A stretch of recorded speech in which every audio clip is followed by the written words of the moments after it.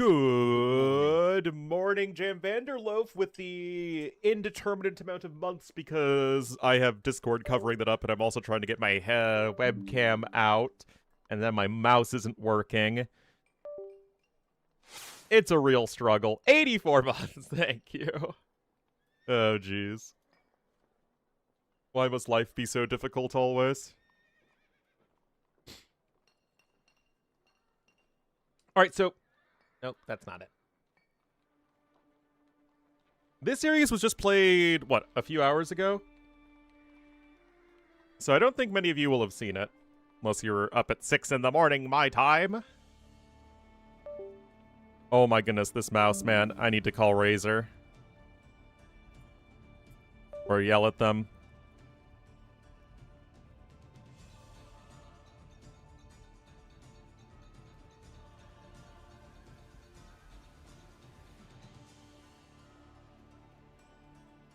Alrighty.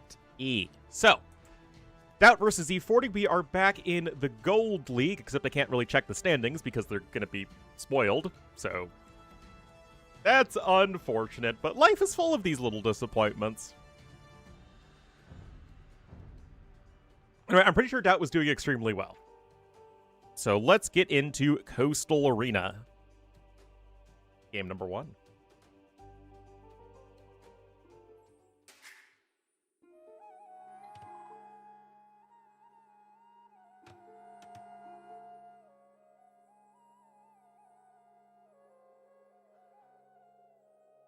Oh, to see Doubt with no team name in front. Very sad. Hello, Hans. Alrighty, guys, here we are. It is TTL Gold League today. There be gold up in them hills.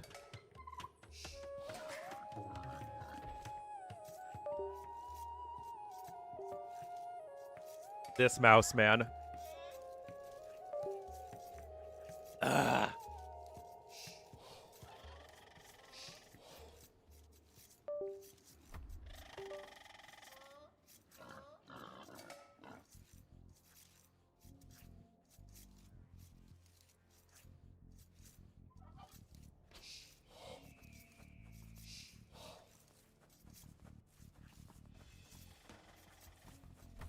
Now I have completed the stripping part of the stream. You know you gotta get those viewers in somehow. Anyway, 2 top-tier civs for this map. We have Italians for Z40. We have the Bengalese for Doubt. And certainly, nothing terribly surprising there.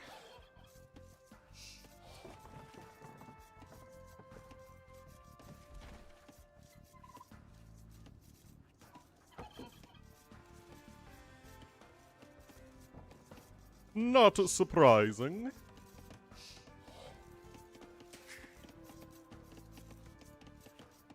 Hello, hello, hello. So let's see. I mean, both of these civs can take a much more naval-centric approach if they so choose. It's not like they're really locked into doing something more aggressive on the land. Bengalis can boom just fine. Italians probably going to want to fish boom if possible. So maybe Z40 then a little bit more inclined to go for the water play. We will have to see.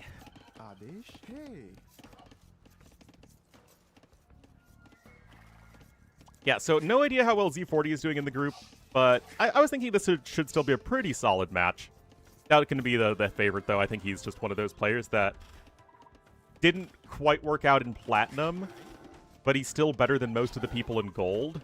And because we don't have the up and down matches like they had in the GSL, we just kind of have the situation where we have the top performing players in Gold who probably aren't as good enough by and large to compete in Platinum, and then the lowest players in Platinum which probably aren't good enough, or rather are too good to compete in Gold.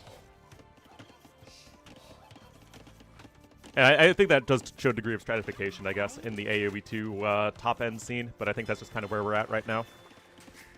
Not that there won't be, like, there wouldn't be, like, any, you know, Gold players who get into Platinum and do well, or people who really fall out of Plat, but I think that Doubt is not going to be one of them.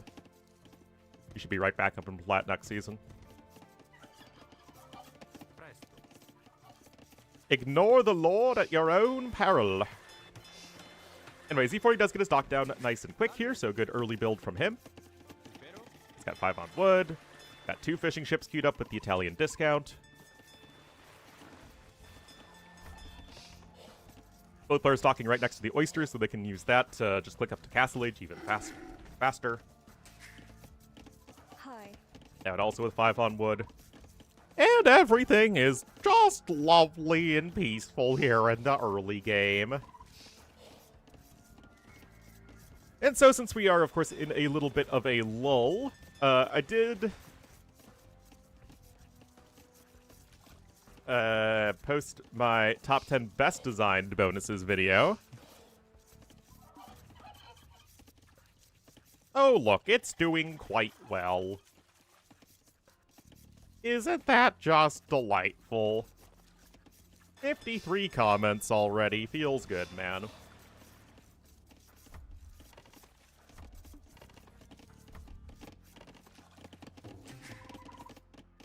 But yeah, then I hopefully we'll get the Muisca post live soon so I can cover that. And then hopefully not long thereafter, I'll get access to the DLC myself and I can start pumping out content for that as well. There's just so much to cover. Alright, 24 pop-up time. This is pretty quick here from Z40, and perhaps indicative that he does want to be doing something a little bit more aggressive on the water. He is coming in here with a forward dock down south. So he is going to want to take it to Doubt nice and quick. Doubt going to be going up on a 28 pop, 23 villagers, 4 fishing ships. And you can see the villagers going over here to mine the oyster. Although I think, isn't it next patch they're getting like the forager icon for gathering oysters, which obviously makes more sense than mining them with a pickaxe. Because that sounds like a great way to crush the oyster, and then you have no oyster to oyster. Although, to be fair, I don't know, aren't pearls pretty tough? Just crack open the oyster and hope the pearls just come tumbling out. Or you can, eat the oysters. But no, not in AoE2. They're too good for oysters. Alright, Fire Galley immediately on the way. Z40 going aggressive here.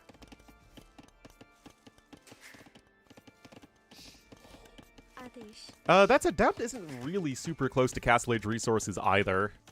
And there's another dock coming in. So Doubt could just be trying to take a bit of more defensive naval approach and then be getting a better eco in the long run because of it. He's already ahead in resources with the later click up. And as Bengalis, he will be getting the extra 2 villagers. Hi. Seems to be a bit more likely as things stand as far as Doubt's resources goes. That said, it will be 3 docks in total, although one of them is a bit further away from Z40. But here come the Fire Galleys. Doubt immediately queuing up 2 of those. Z40 already has double bit axe. Doubt will probably get that upgrade any moment now. He is going to be dropping a market, though, so it could be just looking to sell stone and still get a quick Castle Age time, trying to have his cake and eat it, too.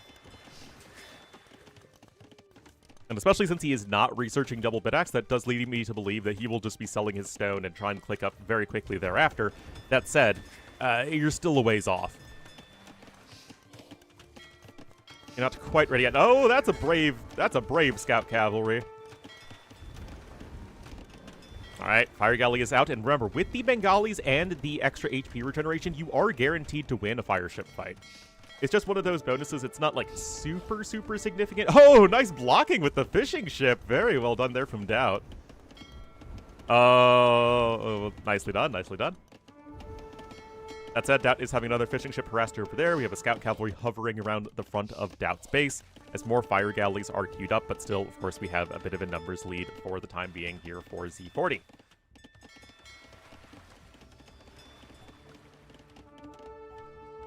Yeah, gonna want to, you want to sell that one all the way around back home so you can repair it, but nope. Little bit of the S word, guys. There's the blacksmith for Doubt. Still, again, he's a little bit off from Castle Age resources.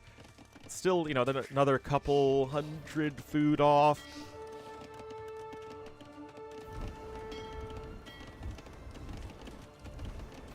Yeah, he's just grabbing loom. But yeah, he'll be able to click up pretty soon. Not that Z40 is horrendously far away, but there's the blacksmith. I don't think he has a market yet. Doubt is certainly going to be faster. His eco is still quite solid. But in comes the demo. Now it has its own demo on the way, but it's in that dock, and it's just now queued up. Good demo hit right there for Z40. That was really trying to use the Scout Cavalry here. I mean, it's doing like a little bit of damage. But the repairs are coming in as needed. Hello, 4Com. Doubt can click up. Just needs to drop off a little bit more gold. There you go. And he's on his way up, but with 52 seconds idle time. And he doesn't really have much of an eco lead at this point. Z40 has 2 more fishing ships. It makes up for the 2 villagers Doubt has. Alright, Galley over here on the other side. But remember, you are guaranteed to win this as the Bengalis player. It's just kind of how that HP regeneration bonus works. So you need to send a Vil here to repair. Of course, multitasking is critical. The main fight's happening over there, but you don't want to lose on the other side as well. But honestly, guys, this is just better micro from Doubt. 7 kills to 2 deaths. Guys, this is simply not competitive. And due to the fact that you can repair ships, obviously, it goes from a fight that you win narrowly to a fight that you absolutely crush, and even a villager goes down there because no loom.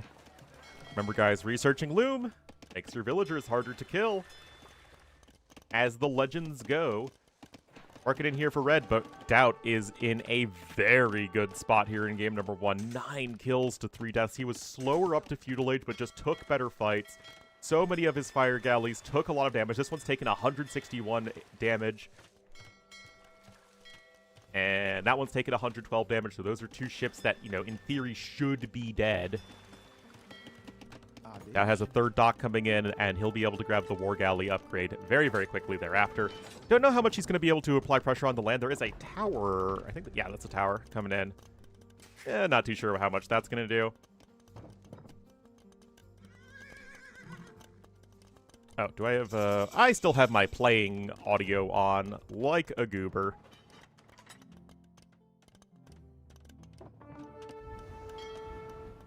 Still trying to defend the fishing ships is Z40. He's a minute 20 off from the castle age. There's Bowsaw coming in for Doubt. He will still have a monastery up over here. But yeah, I mean, as soon as the Vils are over here, all you need to do is send in your own Vils. You do have Loom researched as Doubt. They can go punch it down.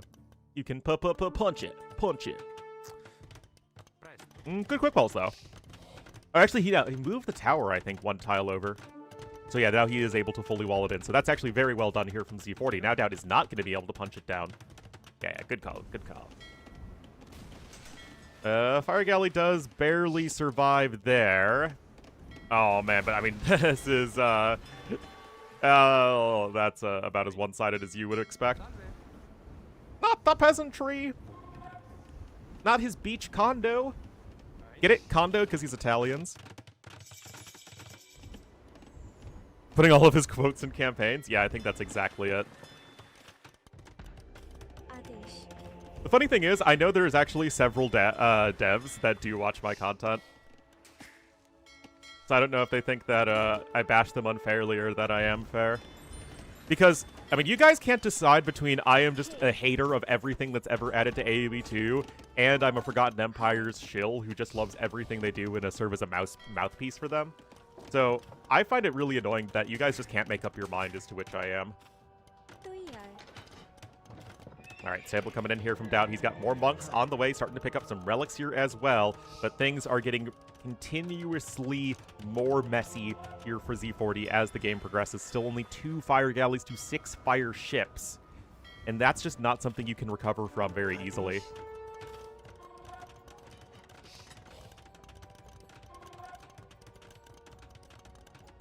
Still 7 fishing ships working, though. Yeah, they're only gathering from shorefish, but I mean, it's still something. Doubt, though, 500 resources ahead and counting at this point. Now with a ton of Vils on stone as well. Of course, brush distance is super short on this map.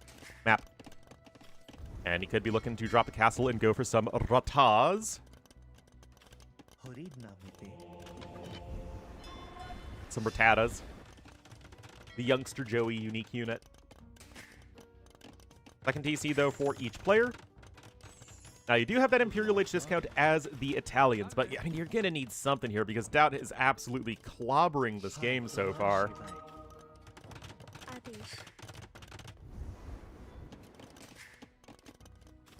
Both players will likely get a castle in the pretty near future. That said, Z40 with the Italians, with their Imp discount, I mean, if only there was another Civ, maybe, other than Italians, that had a discount to the Imperial Age and had good monks. If only such a Civ existed, guys, but alas, it does not. I am, of course, referring to the Byzantines, Kappa, not any other Civ.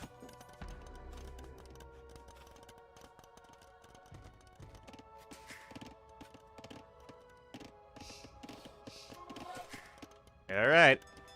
Oh, wait, no, he's getting devotion. Okay, so he's really worried about the impending monk clown off. I think that's actually incorrect. Since you're going for the castle, you generally don't need to take the monk, you know, the big Ornlu off. As this is currently a thing that's happening. But yeah, if you're going to be relying on your castle, I think you just need to rush up to Imperial Age as quickly as possible. But now you're just falling so far behind, it honestly probably doesn't even matter what you do at this point in Z40. I mean, again, Z40 has simply taken awful fights relative to Doubt. He's now lost all of his fishing ships. Doubt still has 5, and I mean, it's... Like, Z40 had the aggressive opening, and you just couldn't get anything done with it because Doubt simply controlled his units better. Now, for those who hate on Doubt Micro, remember, Doubt's Micro isn't actually all that bad. It's really Doubt's multitasking that isn't all that great. So it's the micro while also macroing. But if you can have Doubt just focus on one thing at a time, his micro is still quite good. I mean, he's no micro nerd, right? But against somebody like Z40, he can absolutely take very, very good decisive fights, and that's exactly what he's done thus far. Atonement coming in from both players, and now looks like we're going to be foregoing Imperial Age altogether. That just means the game is going to be staying in Castle Age longer. You aren't going to be able to work with much of an advantage at this point. Doubt has a very scary unique unit here with the Ratha. I mean, yes, I know Genoese crossbowmen are cost-efficient versus Rathas, but Rathas are still better with fewer upgrades. Which is pretty ironic, considering it's literally the unit that requires the most upgrades. Yeah, that's just how it works out.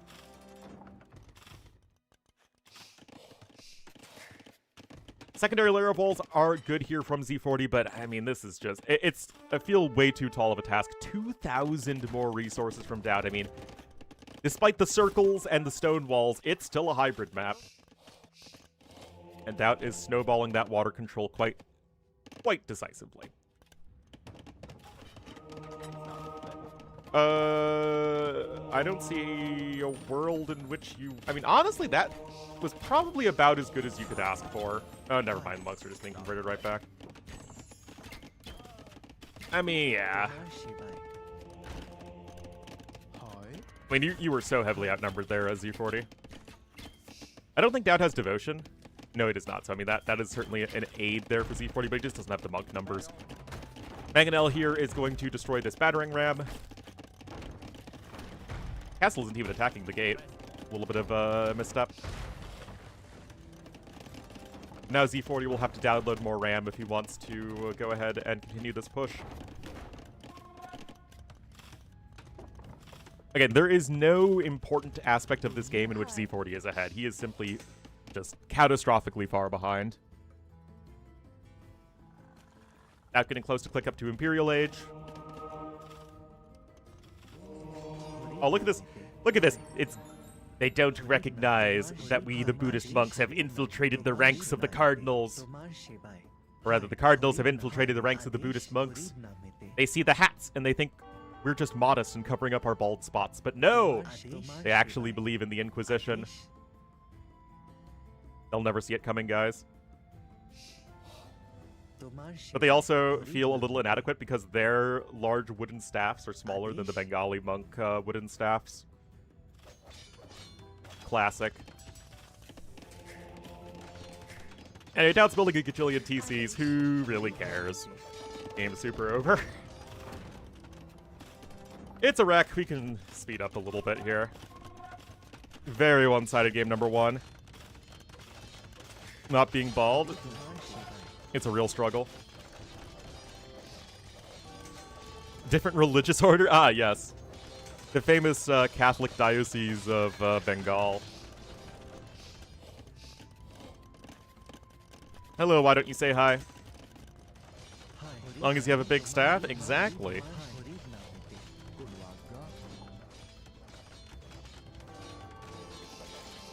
Yeah, I feel like if Z40 were to have any chance in this game, he just needed to rush up to Imperial Age with the castle drop, because this whole thing is not likely to yield him great results. In Bengal and Bangladesh?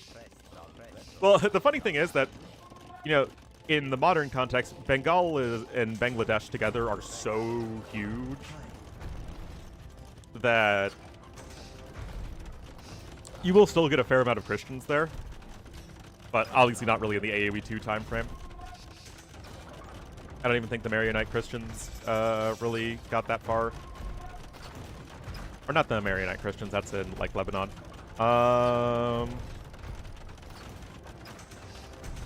You know, the Christian group in Central Asia that died out by, like, the 1000s, I forget their name.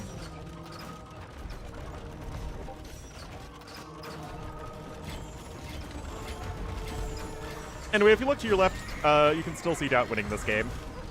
134 to 86 bills. Oh my goodness.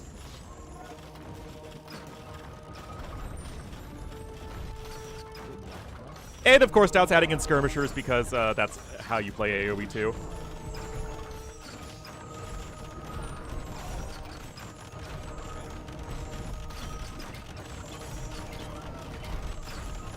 Don't know why this game is still happening. Doubt does have a 3,000 score lead. Already in the past, I wish, man. The job hunt is awful. I still haven't gotten a single job interview, guys. Speedrunning this? No, only when the game was effectively over. Because I don't like wasting everybody's time. Believe it or not.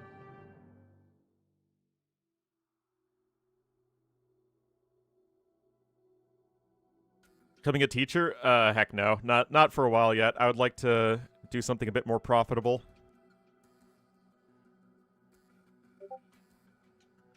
Oh my goodness, and then the Discord doodaloots.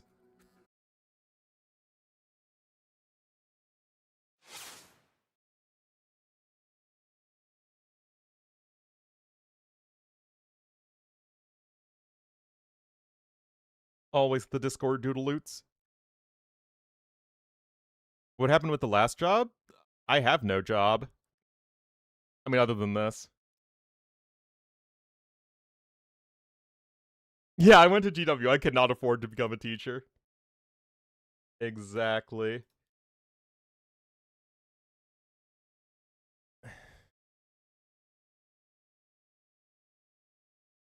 All right, that is Coastal Arena going to the Doubtster, and that is actually the last pick versus the first pick, too. I mean, that is as crushing a victory as you could ask for as Doubt.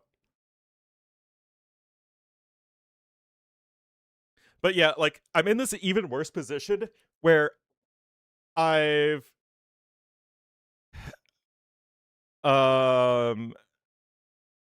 stopped, like, really trying to grow the stream and, like, you know, become the bigger, more awesomer AoE2 caster. I mean, I still try and improve my casting and all that, but, like, growing the stream is something of a pipe dream at this point. But, like, I also don't have a regular job either, so I'm, like, stuck in limbo.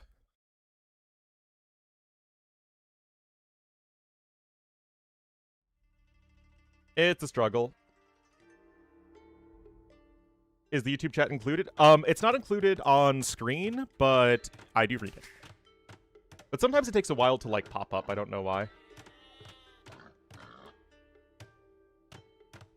All right. Let's give Doubt his punto, and here we are for game number 2. What did I study in college? My degree is international affairs with a concentration in Asia.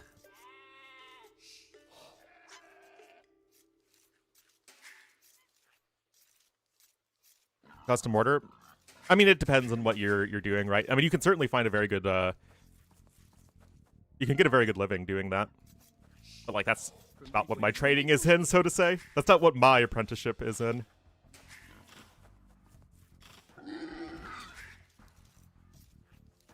Anyway, Z40 going to be here in the blue as Dawei, to the southwest and to the northeast in the red as the best Cav Archer Civ in the game. Ornlu, you are a heretic for ever saying the Japanese shouldn't have the best Cav Archers.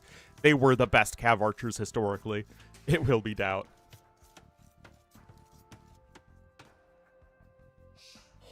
was there before the pivot to Asia. Now it's kind of out of demand. No, the pivot to Asia is still, I mean, in general, in demand. It's just that I can't really get a good government job right now because there aren't any good government jobs available. And all of these private sector jobs are, like, there aren't that many of them to begin with at the moment. And then I just don't have the experience, right? It's like, whenever I look at these job opportunities, it's always like, okay, we want you to have at least several years of experience doing this exact thing that we do. And it's like, well, I don't have that. So it's a struggle. Nice intro. I mean, I've been live for a half hour. But, like, it's tough because I really want to be able to move out of my parents' house, right?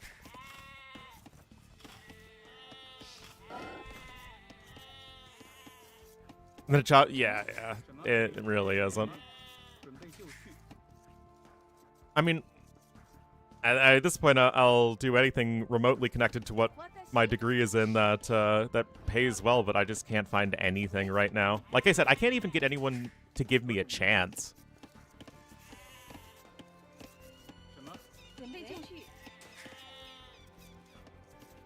Like, everything is all about, it's like, you know, helping you get a job is all about, like, interview strategies and stuff like that, and it's like, oh, well, if I can't get my foot in the door, none of this, literally none of this matters. It's, very frustrating. But that's what AoE is for. Played Teutons against Jurchens a few days ago. He went for Castle HCA and Rams, and I had no answer to it. Knights were too slow. Scorps didn't work. Well, you have very good defenses still as Teutons, right? So you have your TCs that fire a gajillion arrows with villagers, so you kind of need to rely on that. Your own mangonels. Scorpions are not going to work, not against, like, Rams as well. So yeah, you need to go, like, Monk Mangonel, rely on those Teuton defenses, get a castle down, all that stuff.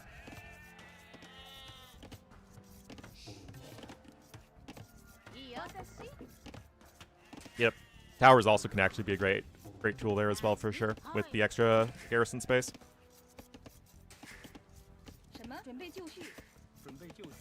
It's not like Jurchens are, like, a great matchup for Teutons, but it's far more manageable than some of the other CA subs.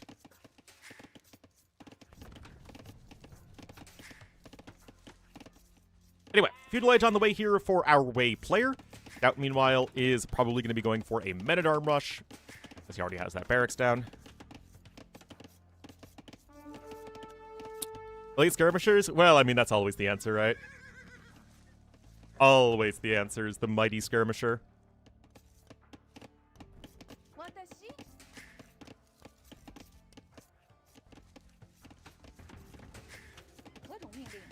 Still, what I suggested does, in theory, allow you to boom a little bit better than going skirmishers, and it would set you up that you're not investing a ton into skirmishers, which do not scale well into the late game. But, like, the meta is just going skirmishers no matter what, for a reason.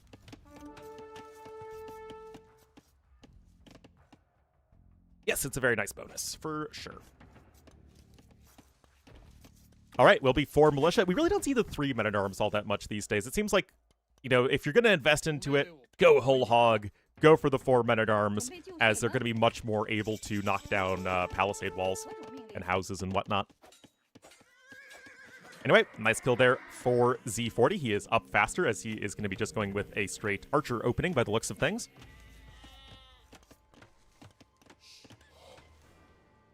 I mean, I think going Cav Archers as Japanese here makes a ton of sense, right? You get bonus damage against the Xianbei Raiders. But why monks against CA? The monks are to help against any siege weapons. And they can push away enemy Cav Archers if you keep the monks next to the TC, right? It's all about where you position the monks. Because monks, like, all out on their own are just going to get picked off by Cav Archers, but monks, if you can hop in and out of TCs with them, can really buy you a lot of time. And they're very, like, it's like a very low investment unit. You just need to plop down the monastery and get some monks out. And if they're adding in mangonels, then the monks help a lot there.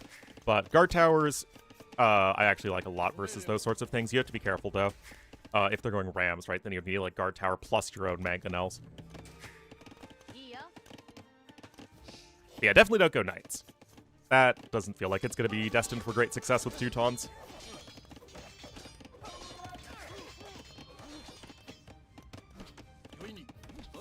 But Z40 here, reacting appropriately to the men-at-arms from Doubt, and will be going with some defensive archers. In pushed, but for what? Infantry? Well, it depends. I think that we see champions a lot in late game these days. For a good reason. I think champion play is very strong much of the time. The issue isn't even longswordsmen. The issue is men-at-arms past early feudal age. Like, men-at-arm rushing is very good, but once you get, like, even a decent number of archers and skirmishers out, the unit is, like, useless, and so you're not able to transition into, like, a longswordsman timing in Castle Age, right?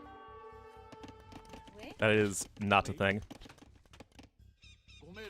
And that's a really tough thing to balance, because how do you make men-at-arms better in late feudal age, but not really buffing the swordsman line down the road?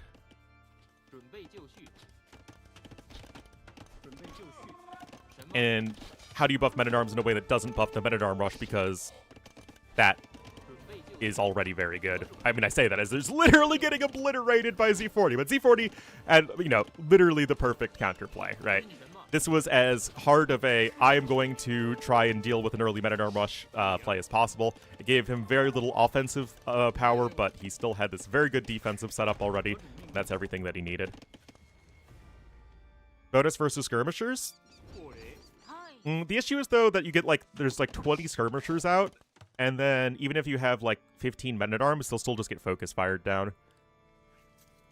But, like, skirmishers already just deal 1 damage to swordsmen with equal upgrades. So it's like, I don't even know what you do, because Age of Empires doesn't work. Like, everything does 1 damage. Thank you. Well, that's what I'm here for, Schmumpus. It is what I am here for.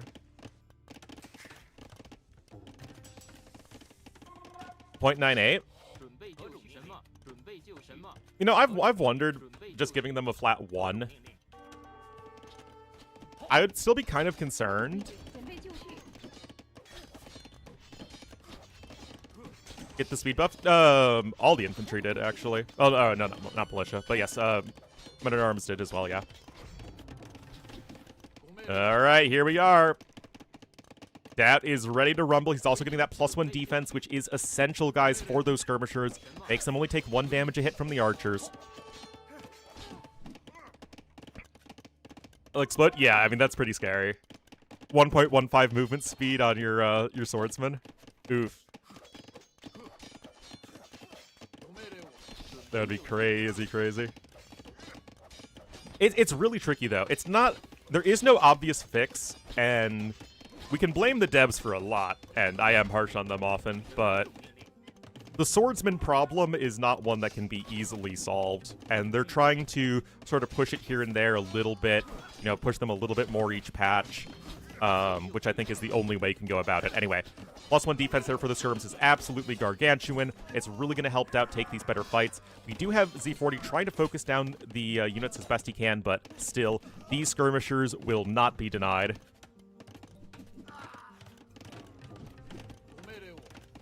And yeah, turns out skirms are good against archers.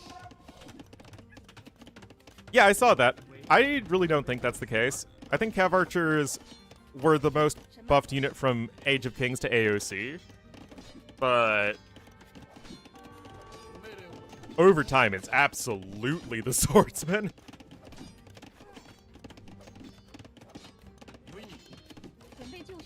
Absolutely.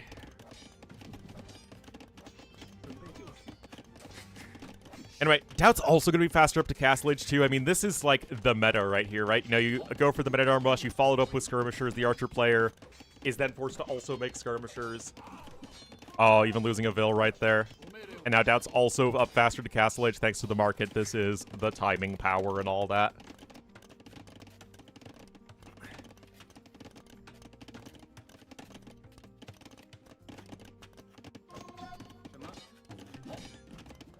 Yeah, the archer's not even able to kill the men-at-arm before it could get a lot of damage done as well. Is a bit awkward. Anyway, at this point, I assume Doubt's just going to go Cav Archers. Actually, could just go Knights as well.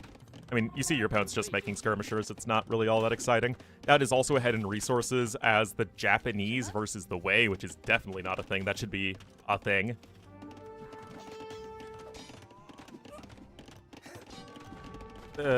The formations, that's just that's not how Age of Empires works, so that would represent a pretty fundamental change to AoE 2. And buff their attack.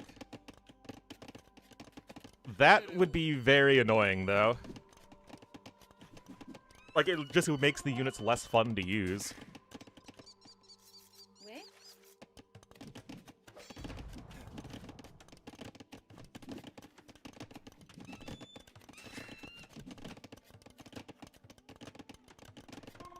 And to sell, yeah, certainly. Got another range coming in. And indeed, Doubt's actually going to be going double stable knight right here. He's got bloodlines in.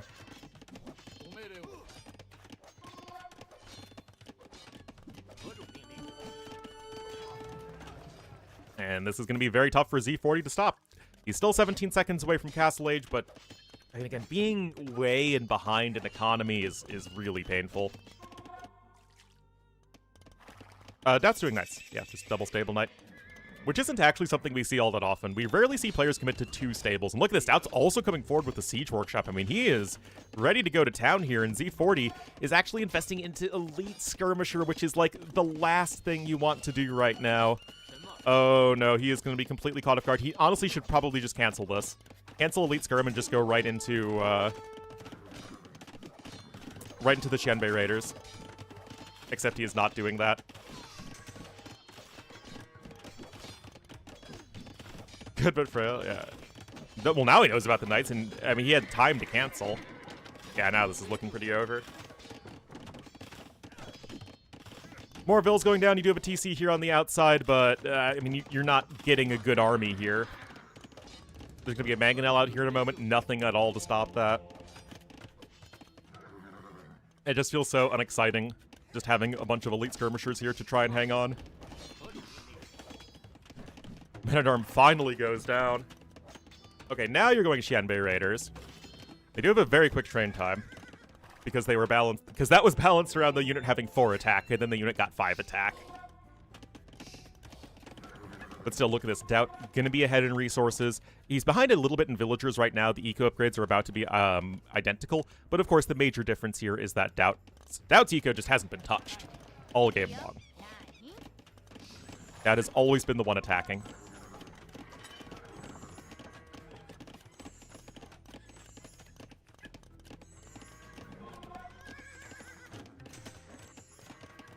Alright, Qianbei Raider numbers are slowly climbing, but this is a lot of Knights and Mangonels here for the Doubtster. Again, it's actually not that common to see double stable Knight plus Siege push. It's refreshing. Alright, Qianbei Raiders. They cannot use their charge attack on Siege units, remember. That is, yeah, yeah. Yeah. Yeah!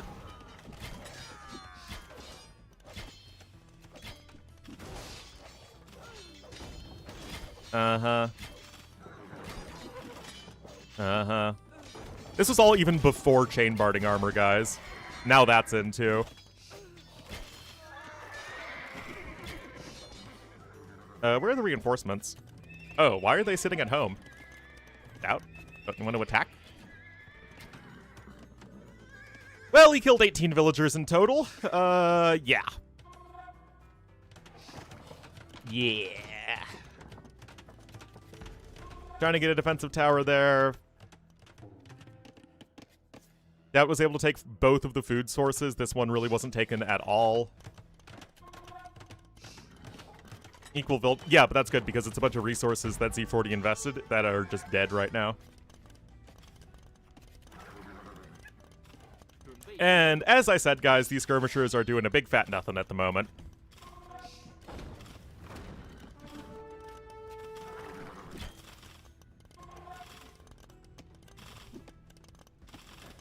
Yeah, no, it's like I said, it's refreshing seeing this. It is a much more old school style of AoE too. Z40's macro has been quite good. Only 19 seconds idle time with all of this pressure is actually quite impressive. Now grabbing that relic though is cute. Almost. Just don't ask him to build a castle, and then the Lord will never disappoint us. Well. Hello, hello, hello. Doubt, don't do that? I mean, Doubt's a really good AoE 2 player. He's much better AoE 2 player than I ever will be. So I don't think we can question running 2 knights into that TC like that. I think it's just objectively perfect. Anyway, a couple Shenbei Raider going down there. It is Husbandry v no Husbandry, so the knights are actually faster at the moment. Z40 is about ready to drop a castle, but Tiger Cav aren't actually all that great here. I mean, I guess Doubt is now switching into Cav Archers, but generally speaking, of course, you want Tiger Cav versus range units, and then the Haeguang Cav versus the melee units, but you don't have Bloodlines or any Cav upgrades anyway, because, like I keep saying, Z40 invested a ton of resources into skirmishers that did nothing. That's on 3 TCs to 2. His eco is just humming along. I mean, yeah, but Doubt doesn't have a castle yet.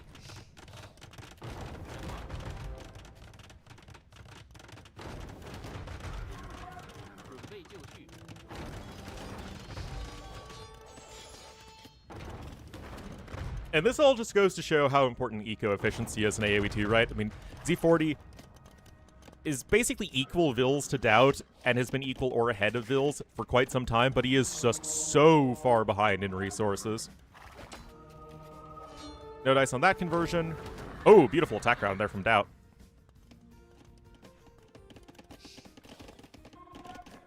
CA switch is looking nice, and of course Japanese Cav Archers are not something that the Wei really like dealing with. Not unless you have a ton of Tiger Cav of your own. And that's actually castle number 2 coming in. But Doubt's just going to be on 4 TCs behind this. He's yoinking up those relics without a care in the world.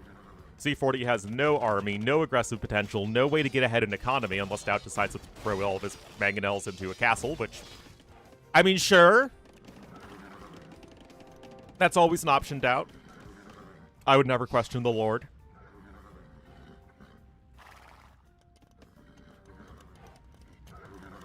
Alright. Trying to rebuild the archery range there.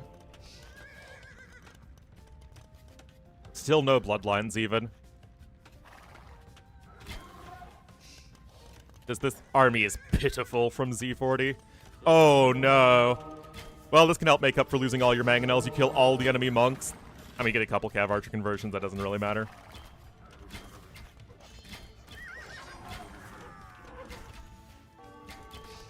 It's like, where are you going in this game right now with Z40? And the answer is, unfortunately for him, nowhere good. TC trying to be established here to the southeast, but Doubt now with a villager lead at this point. And again, it's just the resources so far ahead.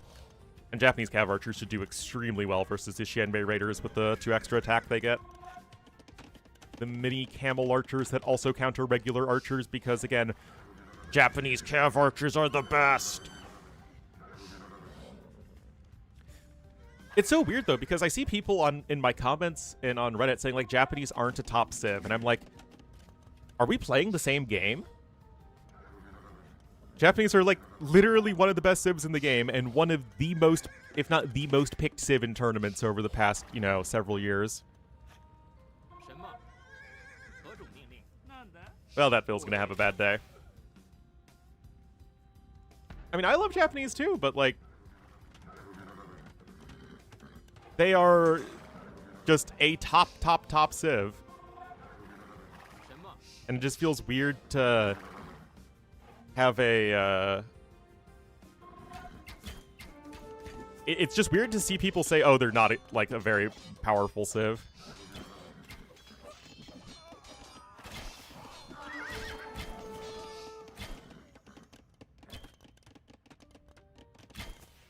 Yep.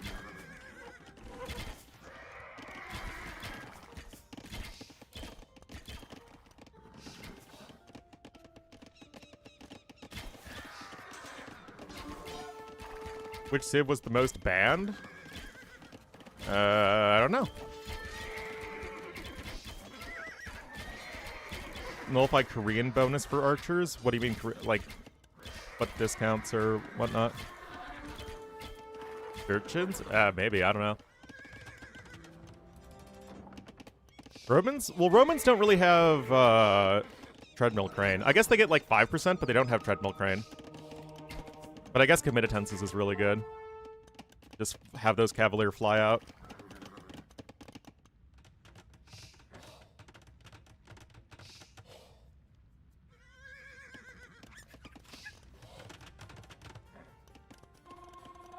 Shanbei Raiders were awful. Well, to be fair to Hera, Shanbei Raiders got a huge buff, I think, afterwards.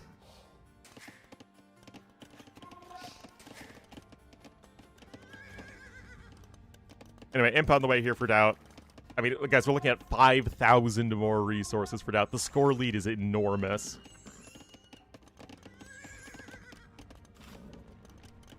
I mean, is there a world where you can get to, like, Tiger Cav plus Shanbei Raider? I mean, I guess. It's still probably going to die to Hal plus Cav Archer, but, you know. You know, I mean, there are a lot of reasons that this game is over. The 5-0 Relics is, like, numbered 7 on that list of why the game is over.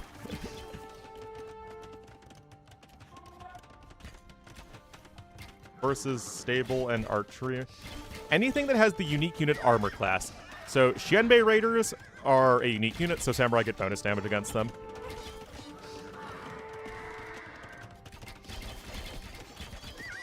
Regional units are not unique units, though. They have to be unique for a Civ. And no unit changes its armor class upon getting upgrades, so no unique unit that is an upgrade of a regular unit counts as a unique unit for the game. So, like, Imperial Skirmishers do not count as unique units for Samurai purposes because that means they would have to gain an armor class, which, again, is just not how Age of Empires works. And a bunch of Samurai coming in. I mean, honestly, they'll be pretty solid versus the Tiger Cav, for sure. Like I said, Shanbei Raider is also going to count. Nope, Savaras, again, don't count as unique units for that regard. Because, again, you are not gaining a... Age of Empires does not have units gain armor or unit classes upon getting upgrades. The Royal Heirs armor class, that is just any mounted unit. That has nothing to do with unique units.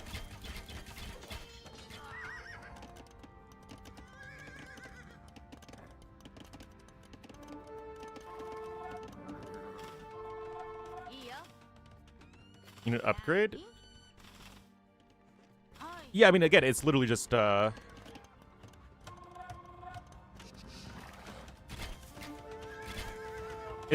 applies to all,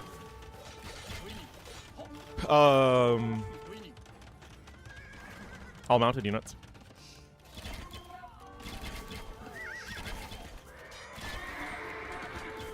But, like, Royal Heirs is even still, an armor class. See, cavalry resistance, -3. And that value,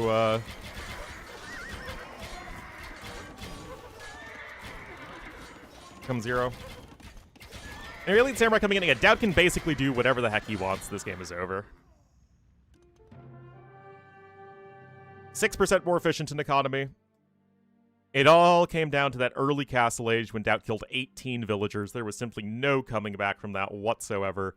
Doubt 4,000 more food, 2,000 more gold, even a little bit more stone. You got the 5 relics, double the technologies researched. This series is not close at the moment.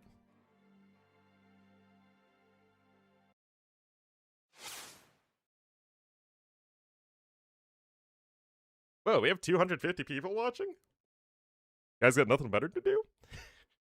Welcome, guys. Hope you're all having a lovely, what day of the week is it?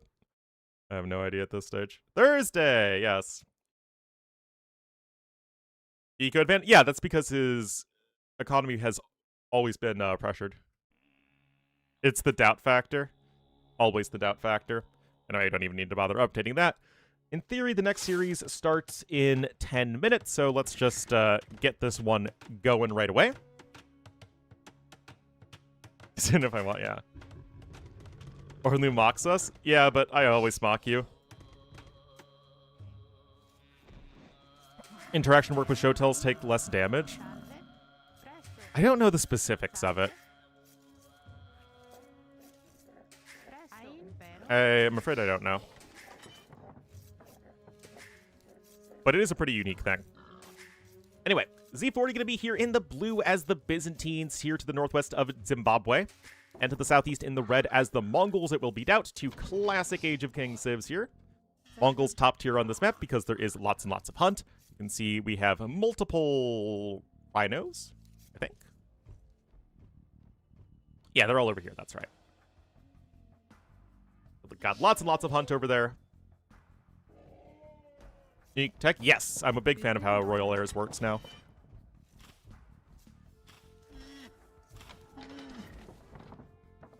Or did the chat mock first? Well, when I started streaming, I was a nice guy, you know? I was this innocent, wide-eyed college student who's like, wow, I love AoE 2 and talking about AoE 2. And it was only through years and years of constant mockery from chat that I became the jaded, bitter man you see today. Byzantines game plan for this map? So, the thing with Byzantines on this map versus Mongols is that you know that you're going to have to play defensive, because Mongols are going to be so far ahead in resources, but that's okay for Byzantines. It's what they do. He's a nice guy is lying to you? Yeah, that's true. I'm always mean. The truth is I've always been bitter and hateful.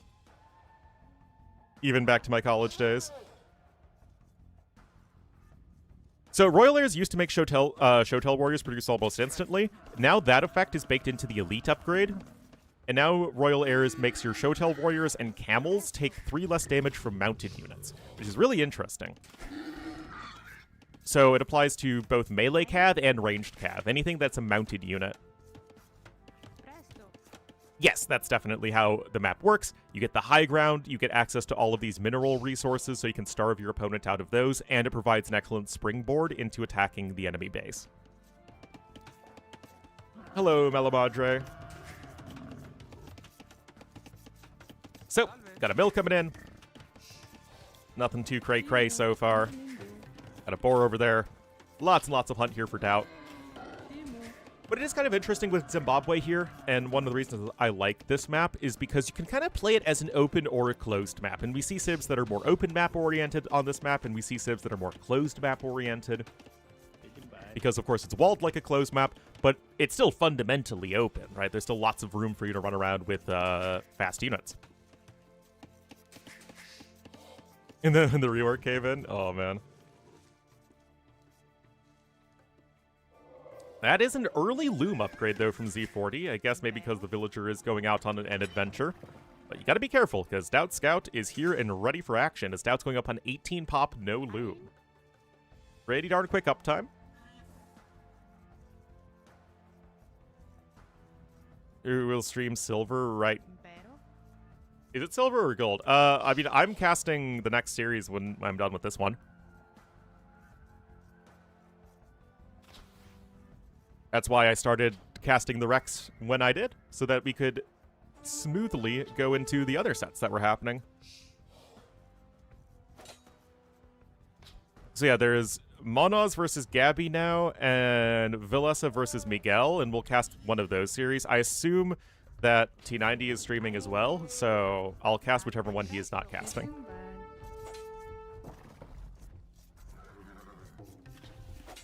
All right, Vil gonna try and come in with a couple more huntables. Doubt has a Vil here. Oh, she needs to grab the rhino. Is the elephant gonna open the gate long enough? Yes, it is, and Doubt is locked out. Remember streaming gold? Ah, okay. Then I guess I'll stream the silver.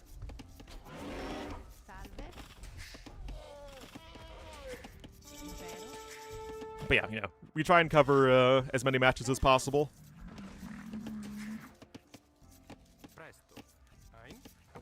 Alrighty, well then I will cover silver. Again, as soon as this game is done. So, what is Doubt's next step? He got the quick uptime, but to what end? Yeah, I think it's fine. You get the 2 extra huntables there as Z40. It's going to help ensure you get a good castle each time. And he is on his way up. But yeah, what is the next step in Doubt's plan? Like, okay, sure, you got up to feudal age. That's cool. So what?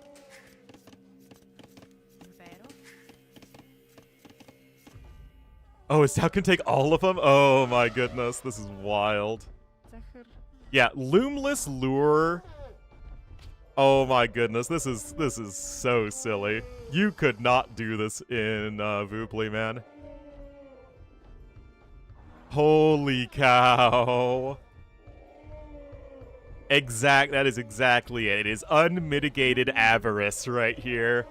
The elephant train, 1,600 food. Yeah, no way that's gonna work. Oh my goodness. The Stampede! The Stampede! Oh my goodness, guys. Yeah, I mean, now we're talking fast tip at this point. Oh, these poor elephants, man. I mean, it's going to be a lot less than 1,600 food because of decay, but still, that is ridiculous. That is insane. Anyway, what's E40 doing? This just looks like a very quick uptime still. 24 pop, or what would have been 24 pop, with Byzantines, who have no eco bonus. It's definitely very fast, but I guess you can just do that if you have all the hunt on this map. Z40 saw it. Oh, he saw. It's like in the Vinland Saga scenario when Greenland reveals to you the Sea of Worms. Look upon it and despair. I mean, I've seen 6-bore lures on Black Forest. It's ridiculous, but having Doubt just have the full elephant train coming in from the side is pretty impressive. Yeah, we'll cast that. Again, it's why I went online exactly when I did. Because now they're going to be doing all the drafts and stuff like that, so chances are, when they start the game, we'll have just finished this one, and then we can go right into the other series.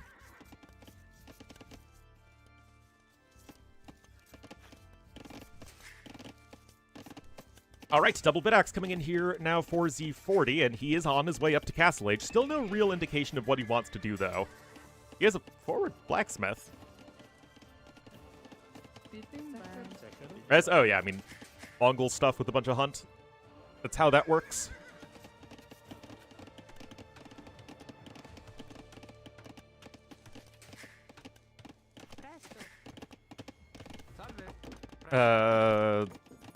Matchup like this where one player completely outclasses the other. Yeah, that's because as I was saying earlier, I think that the AoE 2 pro scene is stratified at least a little bit, in that you have players who are not quite good enough to do very well in Platinum, but they're still better than almost all of the Gold players. Oh yeah. That way, Doubt will just look over his walls and he'll see the smokestack, knowing that the weapons of his demise are being forged here in this furnace. Well, yeah, it turns out having 4 extra elephants there will be pretty good. And Doubt's just booming, man! Oh my goodness. Doughty. Literally all he's doing is just adding in TCs. Never change, Doubt. Never ever change. I mean, this is the sort of crap that I do. And what I typically do is not winning Aegir 2, just getting his eco upgrades, getting a monastery. Oh my goodness. Well, he gets us afford build production for quite a long time, that's for sure. 700 more resources at the moment for Doubt. Before you're playing a style that's just, it feels like you're playing regular arena. Get some scouts out to take the map control. He does have 3 vills on gold, though. If you're going for a scout opening on arena, usually you just need 2 vills. You can see he's actually banking up a fair bit of gold at the moment. And he doesn't have a market, so he can't actually turn that gold into food or wood to help with his boom, so it's a little inefficient. This is not a fast imp. This is just the Mongol add in a gajillion TCs. The question is, are we going to see the 4th TC? Oh, that's how we do it, guys. That is how we do it. See, from one boomer to another, I know what this looks like. Yeah, literally, guys, Dowd is going full Ornlu. Never, ever, ever go full Ornlu. TOS gets more viewers every time he puts hosted by @T90 official. Oh. Do I not do that? I honestly wasn't paying much attention. I guess I have T90 Titans League, I thought. @T90 official Titans League. There we go. Because I thought, oh yeah, I remember. Thought it was redundant to put T90 Titans League hosted by T90. Like, seems a little self-explanatory, but there we go. We can do that. Z40, like 2K6 or so? Something in that ballpark. Anyway, Doubt, the madman. Let's see what he has in store, because on the one hand, Byzantines can counter anything. That is kind of how the Civ works. So you can find a way to victory in almost any matchup. That said, if there is ever any situation where your opponent just has an army that's too good for Byzantines to counter population efficiently, that would be a Civ like... Oh my goodness, he is going for the 5th TC. It's literally full Ornlu. Oh no. Tell me you hit rock bottom as a player without saying you hit rock bottom as a player. All the viewers. I'm just here casting, man. Even? No, Dad had like +3 or 4 or something.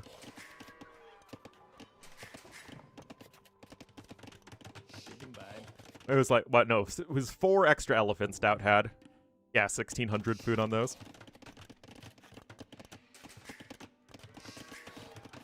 22 seconds idle time. Great macro from Doubt. Is it going to work for Doubt? Well, unless Z40 finds a way to apply some very early imp pressure, yes, it will. No problemo there. Now, I do have these Scout Cav on the map. At a bare minimum, Z40 should be getting relics, but he actually just kind of went for the stable and didn't have a monastery behind it. So the Scouts aren't really doing a whole lot right now, because, I mean, I guess Doubt could try and go for relics because he does have a monastery, but yeah, it's just not really that big of a deal.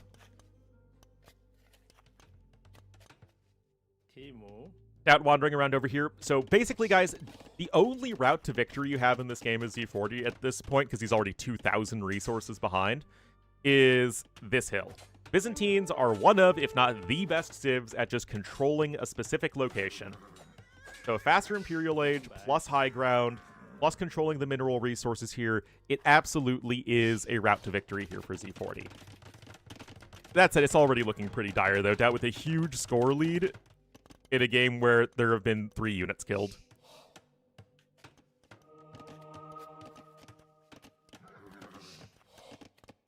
I guess handcart would have been nice to see already from Doubt. You know, you probably want to get it no later than 70 villagers, generally speaking, when booming, but I guess we're being technical here. Anyway, Mangudai production has started. The glorious Mongol castle. Drill us up? Sure, man. Do whatever you want as Doubt. Get that army value to 10k. Mongols can do that. But I'm not kidding, guys. I do think Z40 has a very solid chance to win this game still. He can click up, just needs to buy a little bit of food because he built a market, right, Z40? You built a market. Oh, it doesn't have either of the buildings, man. Oh, man. How many times do we see players whose win condition is a timing advantage, and then they just don't have their buildings to click up? And now you're completely squandering a lot of that timing. He doesn't have a castle up over here on the high ground coming in, and now there could be a potential for Doubt to actually just deny the castle. I mean, he's got Mangudai coming over here. You don't want a castle on the low ground. You want a castle on the high ground.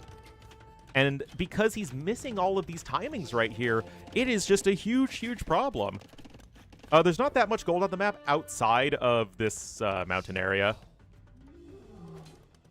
I mean, okay, yeah, Imp is on the way. That's nifty and all, but...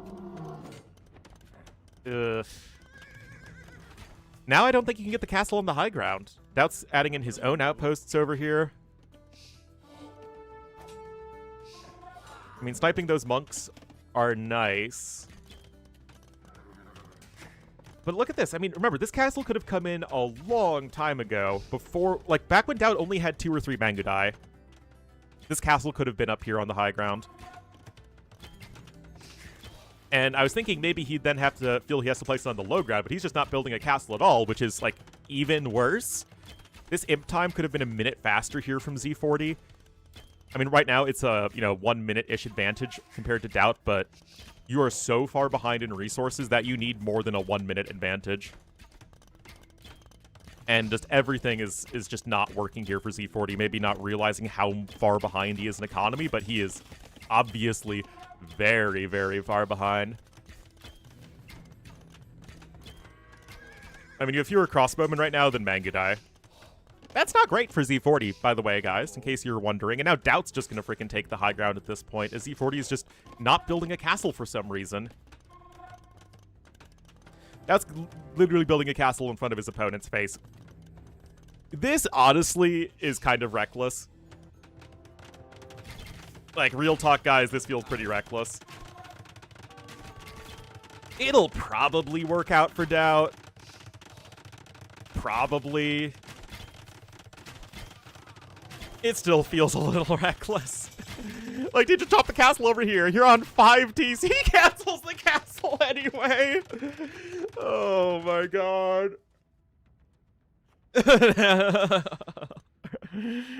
Oh, Dowdy. Homie went quadruple boar lure, or elephant lure, into 5 TC boom, into completely YOLO forward castle with barely any army. This is like the doubtest doubt game to have ever doubted. Alright, castle coming up over here. Remember, he only has 1 castle from which to produce Mangudai, so you can see that the crossbowman numbers started much lower, but are now going to be getting closer over time. Great micro from Doubt, though. Again, Doubt does have solid micro if he's not having to multitask. A monk yet? He doesn't have a monastery. At least he didn't build one, I think, until he was about to click up to Imperial Age. But yeah, now you're completely cutting down on those Mangudai numbers. Game's not over yet. If there's any civ that can survive being behind by 7,000 resources, it's Byzantines.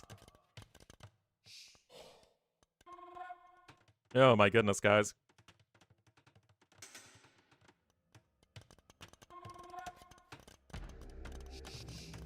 Yeah, I mean, a lot of the stuff should have just come out earlier here from Z40. Now, Doubt can be adding in a bunch of light cav. He is actually already on almost 50 farmers, so very, very good here from Doubt. I mean, the booming is very, very good. Doubt micro because it's a meme. Because Doubt oftentimes doesn't have the best unit control when there's like a bunch of different things happening all at once. And a lot of the big tournament maps are sort of focused around, like, the most high-profile tournaments tend to be focused on maps where multitasking is extremely important. Will barely win? Possibly. I mean, I don't think he's really gonna barely win, because Z40 is banking up a ton of resources, and again, he's just not leveraging these timings. Anyway, Hussar's in. You have +2 defense at the very least. Yeah, that's fine, that's fine. Got the Mangudai here. What a game. Turns out, guys, all you need to do to win is get 4 extra elephants as Mongols, 5 TC boom, and then your opponent doesn't really pressure you at all. Easy. All you need to do, guys. Anyway, that is a 3-0 victory there from the Lord.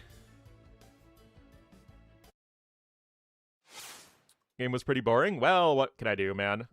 I can only attempt to entertain you guys with the games I am given.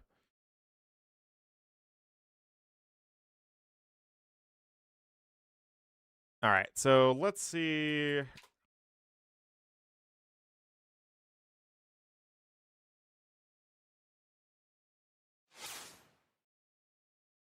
Hello, Chupta. So has this been updated? Okay, has been updated. Yeah, Doubt has not lost a game yet. Jordan has not lost a game yet.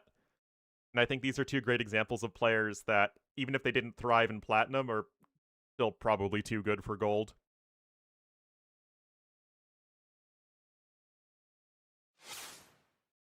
Anyway. The Fodler. Thank you for the 76 months. Villasa versus Miguel are in the lobby. What is the status of Gabby and Monos, I think it was?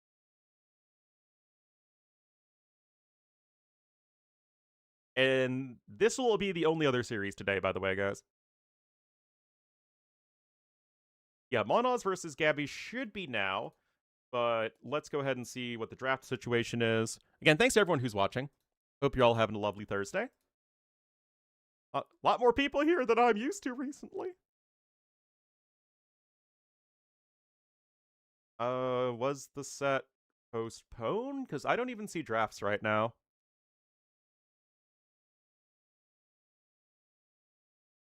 Trying to figure this out, guys.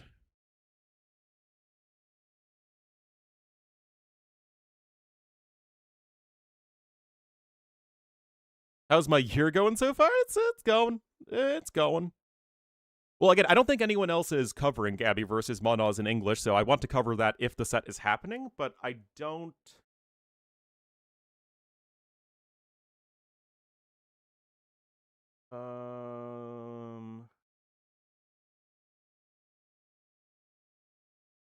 I don't see anything for it. We have a hidden cup. Good co-caster? Well, thank you. I do my best. I do my best.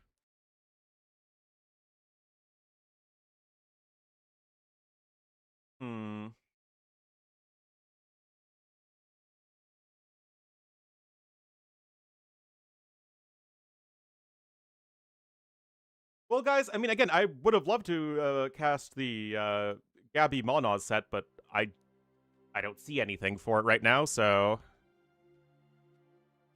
Well, I also double-checked it on Discord, and Discord also says that the match should be happening now, but... I can only cast the match... What do we think about the new civ due to the cost of units? No. I will get you guys videos on all that stuff as soon as I have access. Hype train on Ornlu stream? What?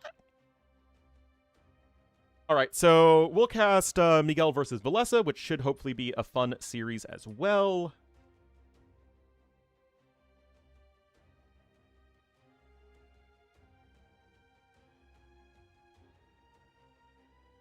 I mean, let me know if, like, the other series is starting or something, but again, I don't see any indication that the other series is happening.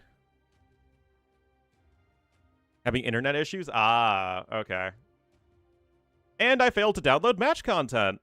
Awesome! Love it!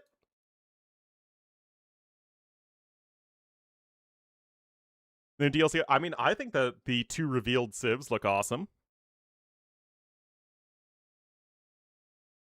There is one good monk civ, there is no good monk civ. Not that that's been revealed, unless the Muisca happened to be a good monk civ, but we have no evidence of that.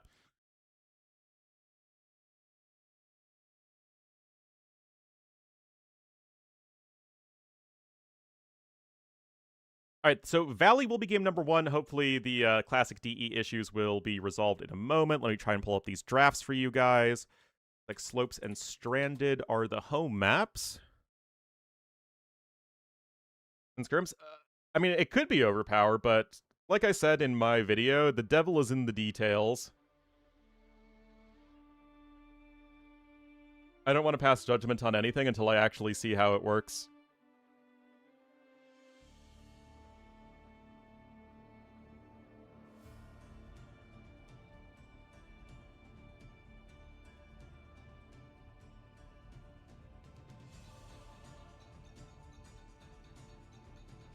Uh-huh.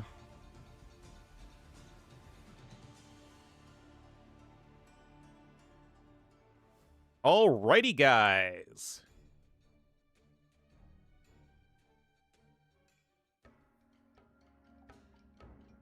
You're gonna have to do it soon? Oh, no.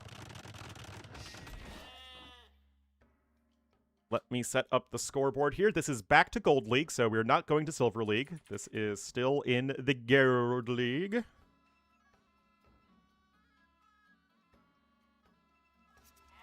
We have the lovely discordant Vietnamese theme here.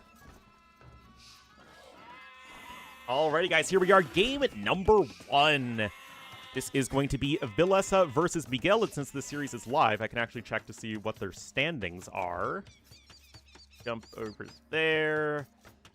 So Miguel is 0-1. Villesa is 1-0. So Villesa swept Overtaken, 3-0. And Miguel lost to Prisma 1-2. So this is both their second match. Villesa looking for 2 wins. Miguel looking for his first win. Thanks, Jupiter. All right, so a modern classic matchup here. We have Mayans for Miguel. I mean, the thing is with Valley here is that still fundamentally like an Arabia-esque semi-open map. So Mayans gonna be great for all the same reasons that Mayans are always great. But on the other side, we have Vietnamese, a civ whose eco is probably a bit better than Mayans after like the 12, 13 minute mark. Is Villesa too good for Gold League? We will have to see. Villesa isn't super active as a player, so it's a little hard to say with him. But over the course of the game, yes, Mayans can still leverage some strong timings, but Vietnamese are going to be the better civ in a protracted game of AoE too. And thanks for enjoying the campaign reviews. I did work very hard on those, and we'll actually get, I think with the next DLC, I will actually have to go back to the old campaign tier list. I can't believe that. I haven't had to use that one in like 3 years. Minded avoidance of mind skirms. I have never once understood that meme. But I guess it's a meme, so yes. But I am no expert in memeology. Looks like Villesa might have taken a couple of sheepers. Of course, remember Vietnamese, you do get to see where your opponent's TC is. And yes, look at this. He did get to scout what his opponent was up to.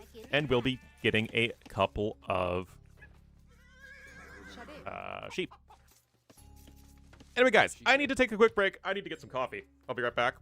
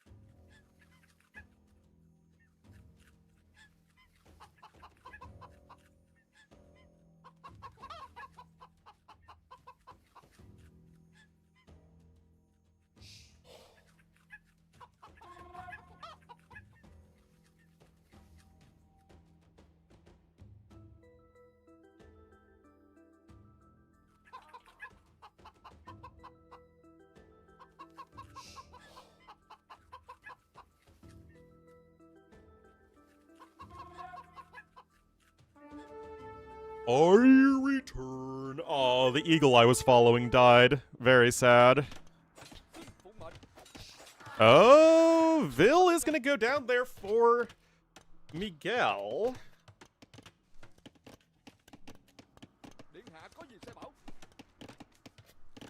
Alrighty, so, anything crazy with the openings? Looks like it is a Scouts opening from Villasa. Not investing too much into those, switching very quickly over into the Archers. Perfect, right angle gold mine. The Chevron gold mine. Very nice. Note that Villasa, with the Vietnamese bonus, able to afford the horse collar upgrade. I mean, it's annoying for Miguel to lose that Vil because now you're stuck with an American Civ with no way of forcing an engagement onto an enemy scout cavalry that's just in your base, and I think we've all been there. Okay, Vil does get there just in the nick of time. This is just so annoying, man. It honestly might be one of the most annoying things in all of AoE, is having a scout that you cannot force to fight run around your base.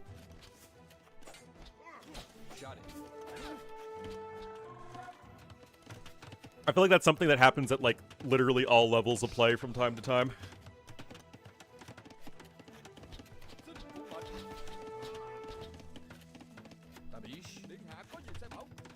Alright. Blacksmith incoming. Res collected so far, ahead for Villasa. I mean, on top of, like, oh, Vietnamese, better economy, it's also the fact that Villasa is not walling, right? Miguel is pretty intensively walling. Yes, you get the discount as Mayans, but it's still not going to be quite as good overall. That is actually not what you want to be doing. The villager is going in the exact wrong direction. You're going to lose that Vil. Entirely preventable. If that villager just went into the gold mine here, it would have allowed all of the other villagers to punch down these units, and you wouldn't have lost the Vil. So that's actually entirely Miguel's fault. But he is trying to launch a counterattack. He also has a lot of idle time, so far, much smoother game from Villasa. Going across the valley of rabbits and chickens. Alright, padded archer armor, of course, going to be a big one. Means that the skirms only will take 1 damage hit from the archers on top of the extra 6 HP you get as the Vietnamese. Couple houses coming in. Got a market on the way here for Miguel. Immediately turning around once +1 defense is in. That's cute.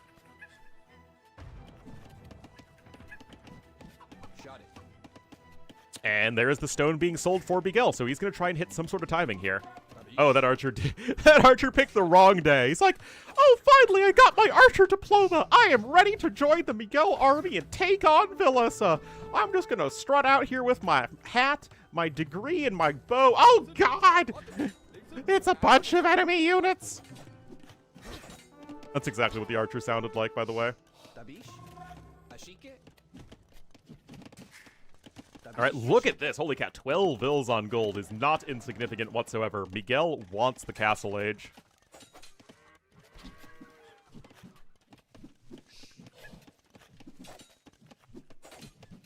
Buy 439?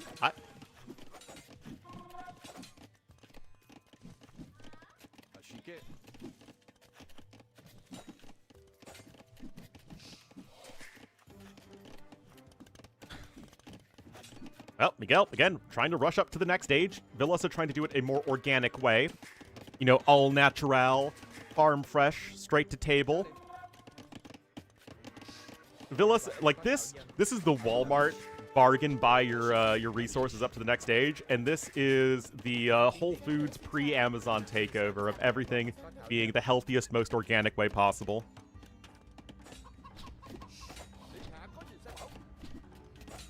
Scouts into knights. Alright, archers here trying to defend.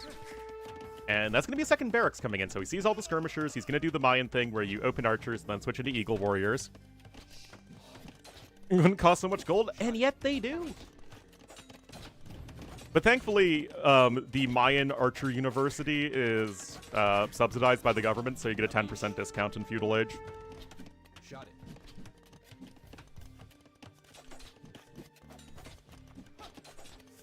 All right, Castle Age coming in, but that gate's honestly getting pretty low at this point.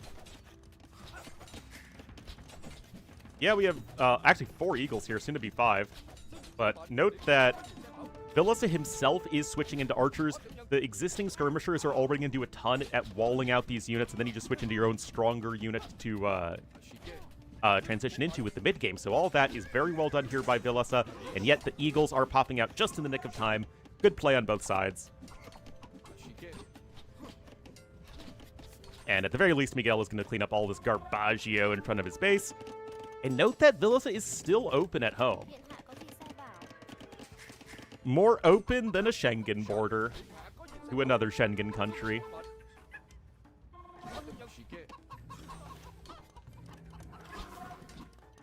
This looks weird. Why are the villagers only gathering at the edges? I guess this is technically the most efficient though, right? With how right angles work and all that. That's kind of cute. Anyway, here, Vilissa, now with his own defensive reinforcements coming in. And remember, he's not much slower at all. Like, Miguel had to basically sell the farm to get up to Castle Age faster. He's only up faster by 15 seconds. It just goes to show that the early inefficiency of the walling, plus losing 2 villagers on top of that, really does not do you any favors against a civ like Vietnamese, who are just so smooth. Anyway, Chain Barding Armor is going to come in probably just for a night or two to help deal with some Eagles. Main focus is going to be on the crossbowmen for the time being here for Vilissa. Meanwhile, lots of relevant chicken suit man upgrades coming in for Miguel, and I know that I sure would like to see a longer game between these players. Of course, Fire Lancers coming out because, yes, obviously. Siege Workshop coming in. Oh, the Eagle's there, so it will be enough to spot the archers. Okay, good catch there. Okay, maybe a Vill's gonna go down. Not even. Okay, very, very close call there. That's because on the other side, distracting his opponent with a bit of a counterattack, only 1 Vill has gone down thus far. Make that 2. No, just kidding. Rip. By forging kills people, guys, but in the good way. Look at this, guys. Ranged units charging in here from Vilissa. This, I think, is walled, and that will buy you a little bit of time. You need to get this mangonel to the front lines, by which I mean back lines, as close as possible, as fast as possible. Both players, though, having some pretty hefty damage dealt to their economies. Another villa's going to go down. Miguel's own counterattack has only killed 1 villager in total, and that's going to be the 3rd TC here for Vilissa. Excuse me. But yeah, Vilissa, it seems like he's still going to be the one who is working towards his win conditions. He's getting the 3 TCs down. Miguel sold the stone to get up to Castle Age. Miguel's still very much stuck on 1 TC. The Fire Lancers are pretty decent against the Eagle Warriors. They don't get bonus damage versus each other, but Fire Lancers just have better stats, especially with Vietnamese. 78 HP is obviously not insignificant.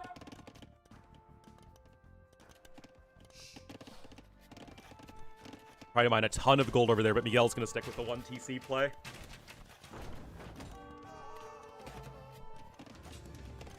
Bloodlines coming in, more Fire Lancers, and now Cav Archer production has started for Vietnamese because Vietnamese do literally everything, basically.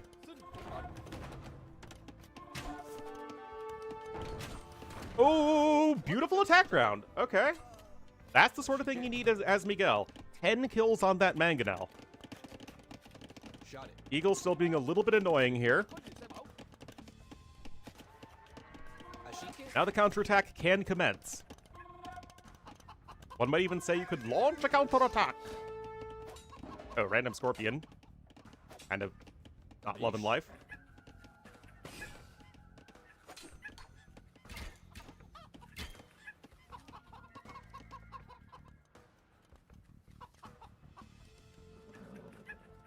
And look at this, Fire Lancers and Cav Archers. 2 things that Vietnamese were not known for a few years ago.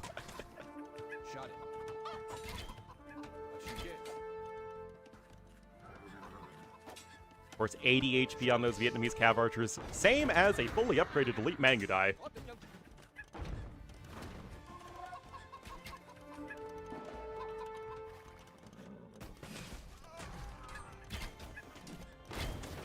Ooh, Ooh, that was surprisingly underwhelming, and the villager wasn't even there for the repairs. And like I said, Eagles just can't really deal with Fire Lancers in a head-to-head fighting. They just have so much more HP.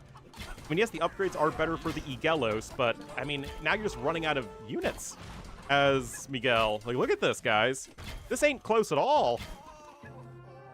Yikes. That was a decisive victory there for Villasa in game number 1.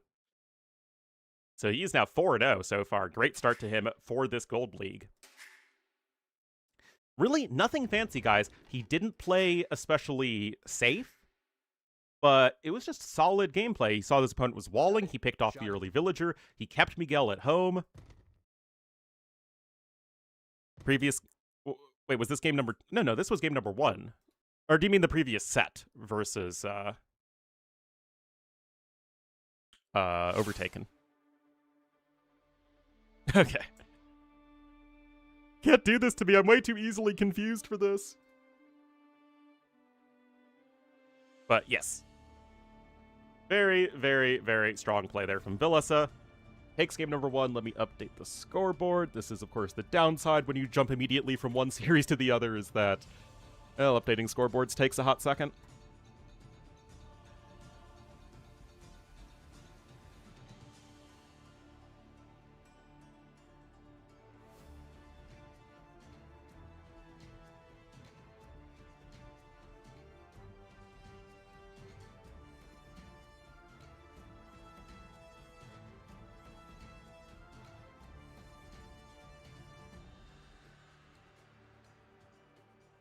Well, Fire Lancers should beat Eagles in a head-on-head fight. I mean, Eagles are faster, lighter units than the Fire Lancers are. But what I do think is a little unintuitive for Fire Lancers is that they're classified as shock infantry, but they behave exactly like a heavy infantry unit. They're slow, they have a lot of HP, they're pretty tanky units, and they're not really what would come to mind as, like, a unit that would have the Eagle Warrior armor class.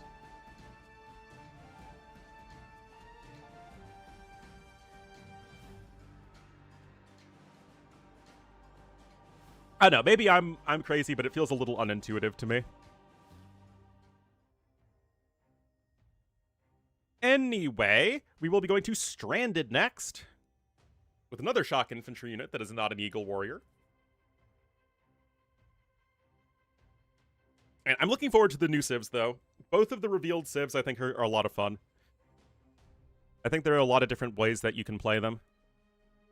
We'll have to see how the Chompy Warriors work. So what I think I'm going to do, guys, is because it's going to be... Maybe I'll start with a video on the changes overall that we're getting with the DLC. Maybe, like... Okay, here's, like, the baseline of what we can expect from the DLC. Then I think I might do a video on Chompy Warriors, a video on settlements, and then I think I'll do the Civ reviews. I think that would be the most sense. New Civ review. I've done the Mapuche and Tupi. We have not gotten the publicly gotten the information on the Muisca yet. Would love to get that article though, because I would love to talk about them. Can be unintuitive? Nah, never. Anyway, guys, Villasa, the blue woo, the oo-woo blue woo.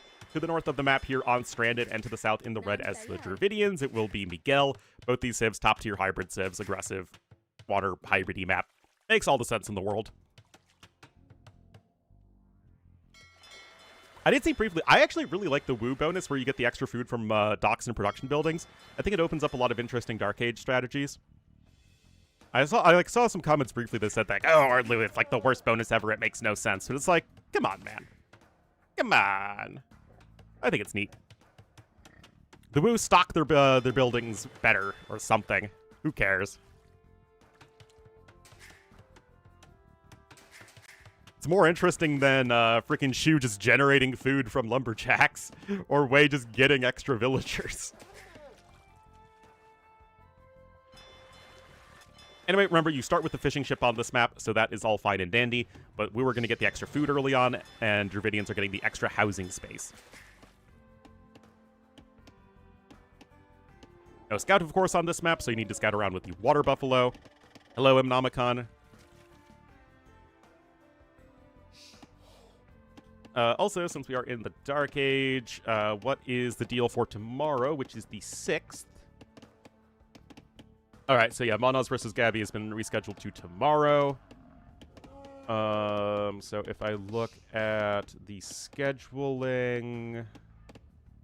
Wait, oh, doesn't Platinum start tomorrow? Yes, it does. Okay, so we'll start with that, yeah.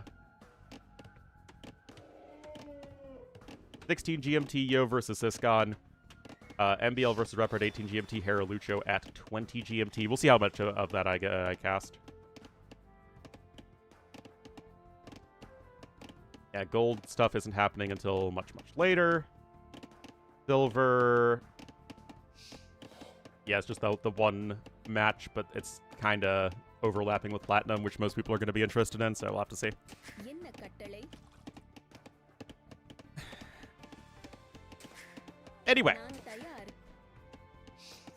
Anyway, it'll be exciting to see Platinum get kicked off tomorrow for sure. And of course, I'll cover that. So, get the Elefanto there, does Miguel. And just we'll have to see what these guys have in store, because these are both sort of like the new school hybrid civs. Wu have much better mobility options than Dravidians do.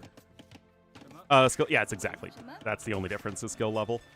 The actual settings of the leagues are all exactly the same.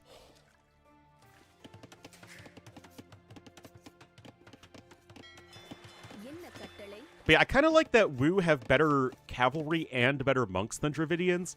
Now, Dravidians are going to be, like, absurdly better in late game, as they have way stronger infantry and siege in the Imperial Age. And ranged units. Like, they're just...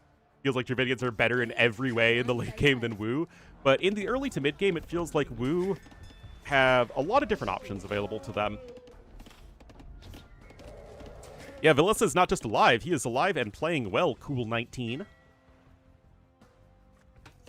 Love to see it, of course. Villas, a long-standing AoE 2 pro. I actually got the chance to meet him a few times, actually, in my various LAN events that I've covered in the long, long ago. He's actually a super nice guy, and if you can get him to, like, open up a little bit, like, he's obviously very shy, very Finnish, but, no, he knows his AoE 2 stuff, and he's a cool guy to talk to. Miguel I've never had the pleasure of meeting. But I love going to AoE events, getting to hang out with all the pros. I mean, it is definitely one of the most memorable experiences for me in my illustrious career, he said without keeping a straight face. Vinch is a solid pick, for sure. I mean, the safe money is always going to be on Hera to win any tournament that he's entering, but I think if, of all the non-Hera entries, I think Vinch is going to be one of the people with the best chance. I'd probably put him, like, 4th maybe behind Yo and Leary for, like, most likely to win. Maybe 5 behind Viper.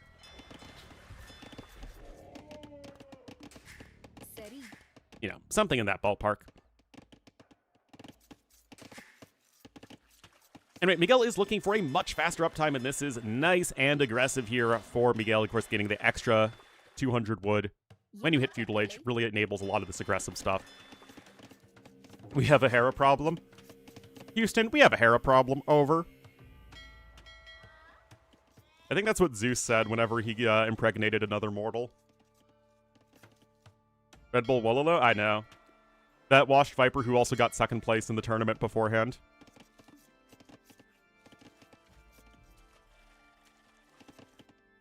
Age of Mythology stream? I'm pretty done with Age of Mythology.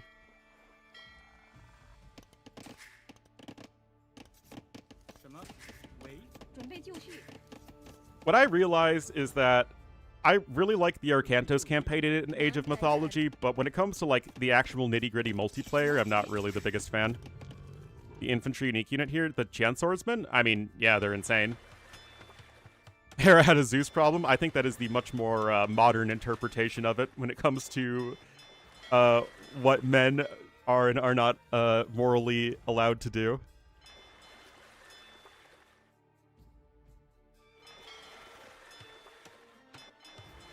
The single player? Yeah, but the thing is, the single player of AOM, like, all this, the content they added, there was, like, 0 interest in, viewership-wise.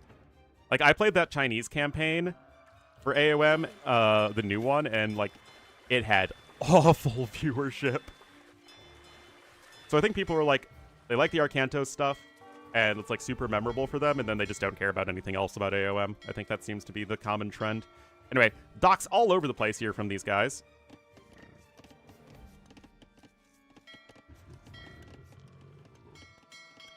Remake is worth. I mean, again, I think it's a matter of what people are interested in. And I just don't think the viewership is really there for it. All right. I mean, Miguel's starting to get some damage, guys.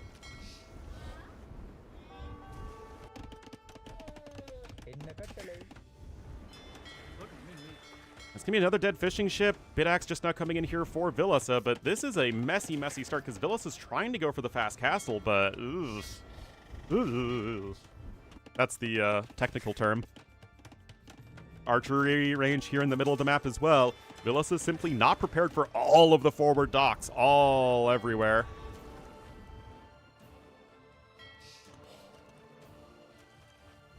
Given to retold? I don't know. To a younger crowd? I have no idea. Honestly, maybe this is a hot take, but I find the modern AoE 2 campaign artwork to be a little childish. At least much more childish than the original artwork for the game. It's like a bit more like cartoony.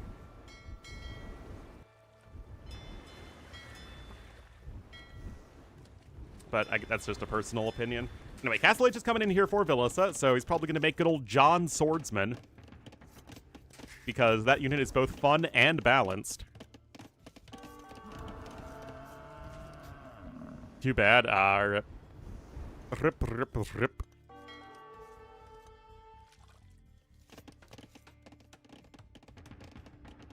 That's it. There's Archer. Yeah, Archer is just gonna be like, yes, let's go. Still 50 seconds from Castle Age, and that Vill's gonna have a really bad day. Not ideal at all. Gonna try and get another barracks over there, but obviously you want the barracks as close to the front lines as possible. But yeah, I mean, I did play some AoE multiplayer as well, and it was kind of fun. I like playing Egyptians, but it also felt really snowbally. It's kind of like AoE 3, where it's just like, it feels like so many games are just over almost instantly, or they end up being like huge stalemates. OP? I mean, the unit stats are fundamentally way too good, so yes. It's less oppressive in like the second you get to Castle Age, but it's still way too good. Way too good. I feel like AoE 2 is a bit more gradual.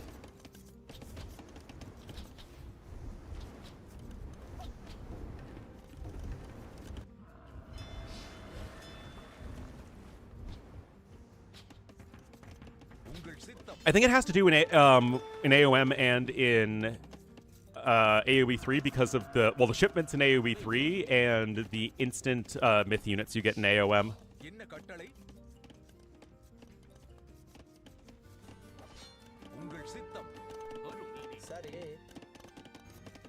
Siege Workshop coming in here as well, but it is the Swordsman counter. Remember, GN Swordsmen are countered quite heavily by Long Swordsmen.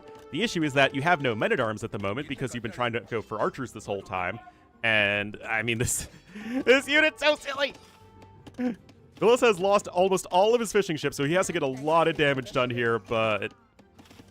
Oh, man.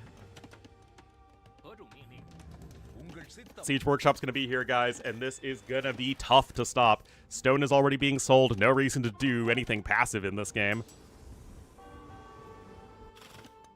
We've seen players just go longswords versus the Wu. The issue is that Wu themselves can also go longswordsmen, and their longswordsmen tend to be better anyway because of the HP regeneration. That said, even if you're getting some Vill kills here, it's not enough. You don't want to trade GN swordsmen for villagers, guys. Oh, excuse me. Remember, Miguel's ahead by 10 Vills, and you are not going to win this game by just, like, killing a Vill, losing a unit, killing a Vill, losing a unit. You're just going to run out of units very quickly. Or Siege Tower.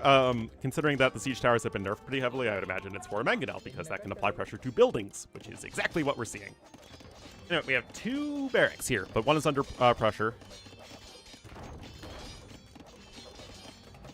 Other games?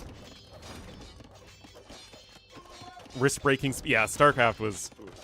Well, like, it was... In StarCraft, it was the speed, and also the fact that it's, like, as they added more expansions to StarCraft 2, it's just so many more units just, like, blew up everything immediately, and, like, the fights were just over instantaneously.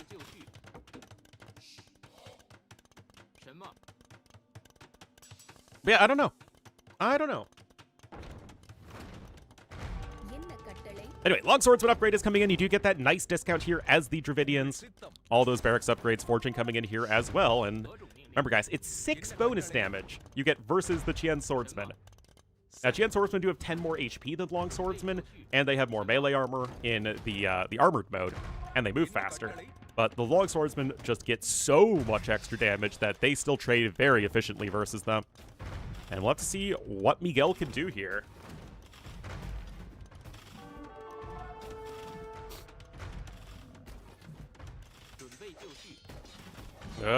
Another Vil gonna go down. Remember, it's 10 fishing ships for red. That is essential because you're obviously making a food unit. And there we go. Longswords are going right after the siege weapons.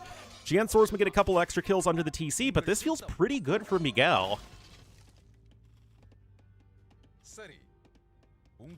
Now, there is one mangonel out over here as well. And this is, like I said, exactly what you're looking for. And these 10 fishing ships, guys, are absolutely the glue that is keeping Miguel in this game. I mean, six of his military are fire galleys that don't really do a whole lot, but it's the fishing ships that just allow him to keep training these infantry units. Gold income is okay because it's right underneath your TC. And this is looking like a huge lead right now for our red player. Even going to take down the monastery right there. The siege workshop's going to be under heavy threat. Obviously, swordsmen are very good against buildings. That said, good maneuvering here, actually, from Villessa. Yeah, he's going to get the mangonel, no problem. But he's going to lose even more John swordsmen in the process. I don't think Arsen's in. Yeah, no, Arsen is not in yet, but it's very cheap to get with Dravidians. Monastery and extra TC coming in here at the back. But of course, as soon as Miguel is able to get these Vils back to work, he's still going to be at 41 to 33. So this is looking pretty good here for Miguel.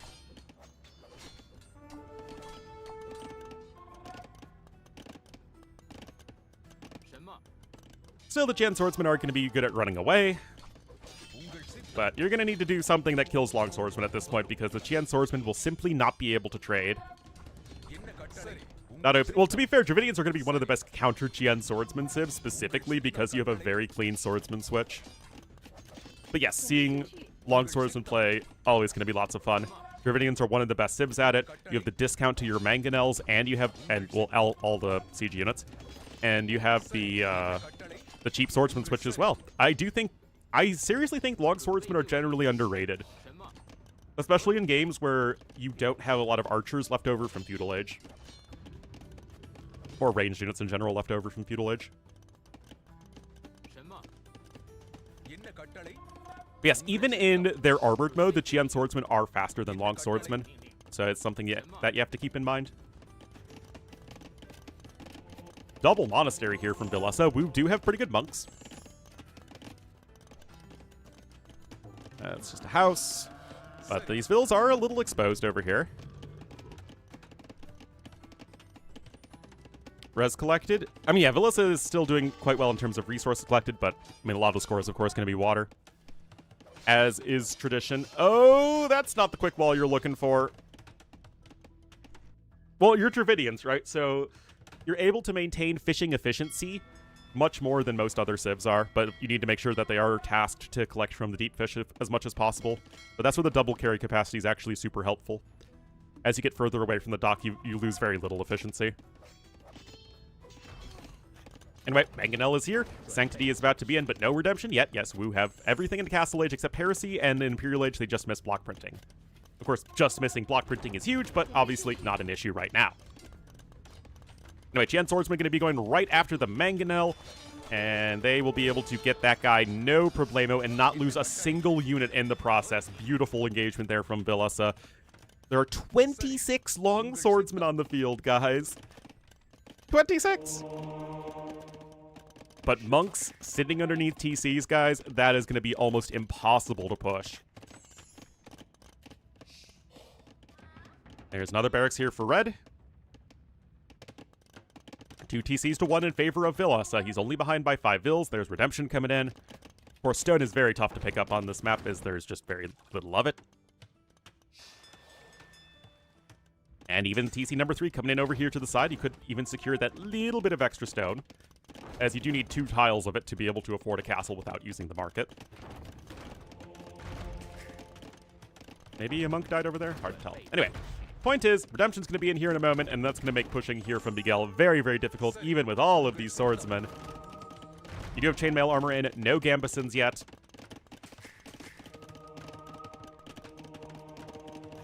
Oh boy, I mean, this is a lot of swordsmen. This is not a messing around number of swordsmen at all. Still no arson yet, but look at this!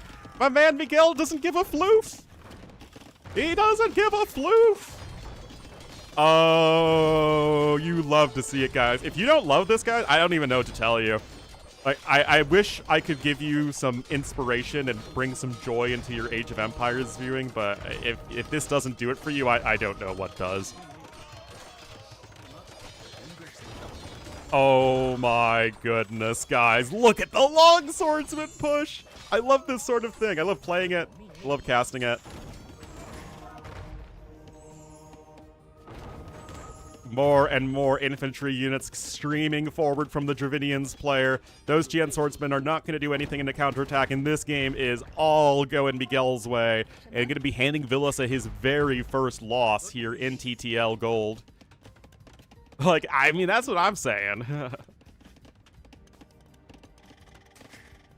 Second TC just now coming in for him, but it's these fishing ships, of course, that have been the engine in keeping this game competitive for our red player.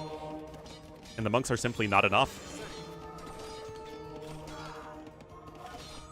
I mean, yes, the monks are good at converting the swordsmen, but the issue is that the swordsmen themselves just don't represent enough value to get converted in the first place.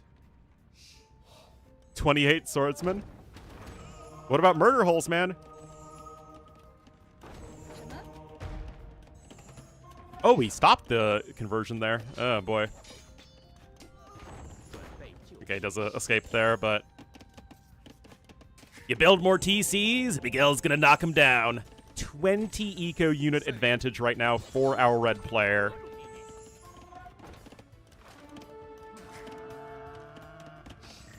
And of course we do have the second TC now here for red.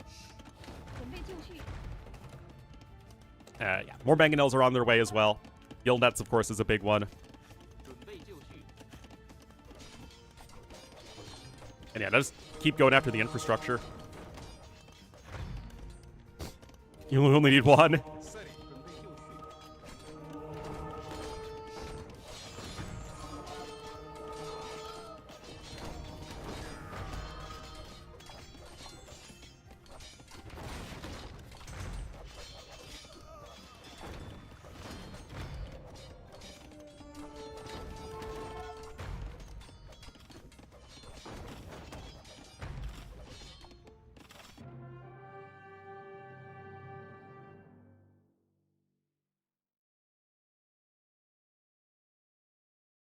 And, of course, I have to get up right before the GG is called.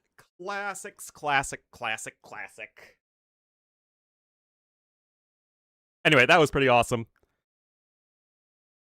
Wait, what the heck? Okay, yes, there were 17 conversions by Villasa, but it's counting them as militia for some reason and not longswordsmen. Huh. I wonder why.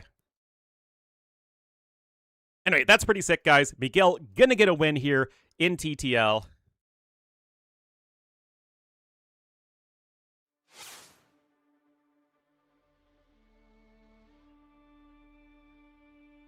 And we are all tied at 1 apiece.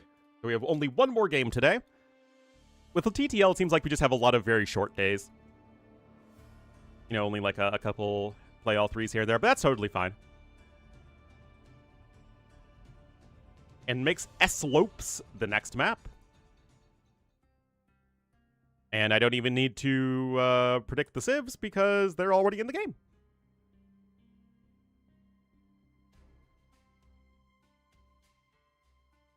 Ugh.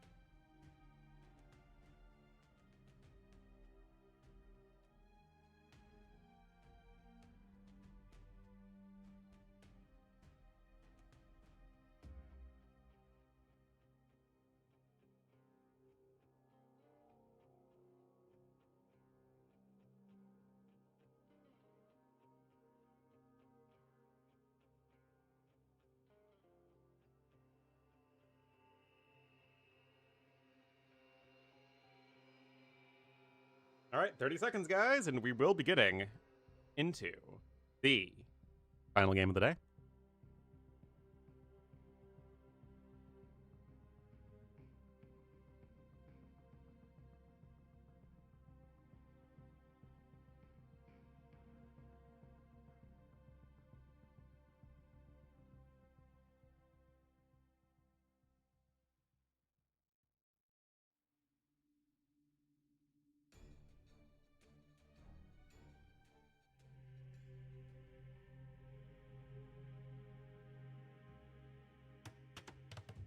Got the skill. Oh, thank you, little Bobby.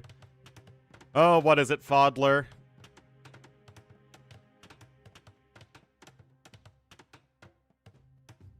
Oh, jeez. Oh, jeez. So long ago. Oh, look at this, guys. What happened? What happened to that bright-eyed youth in his dorm? This would have happened in 2020. So, yeah, this would happen a little bit after DE came out. No F tier, yeah. Oh, man. Ah, the old days. The old days.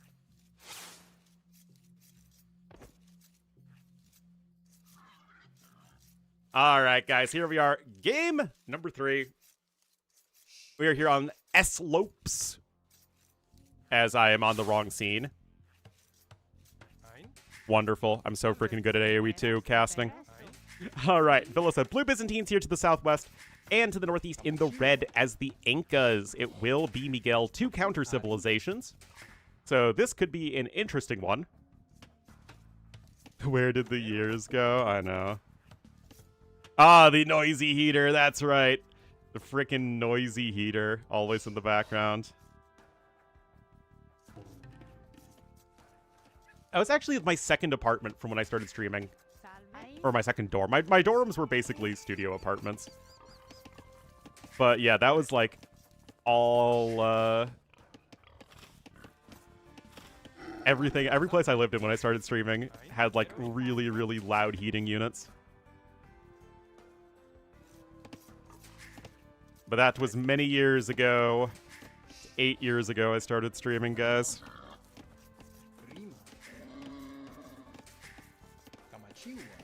All right, so got a board coming in here, and I mean, as far as like the Civ matchup goes, they're both good Civs. I don't.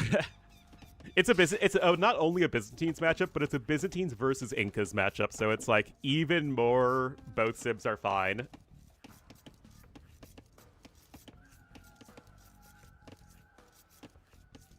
So fine.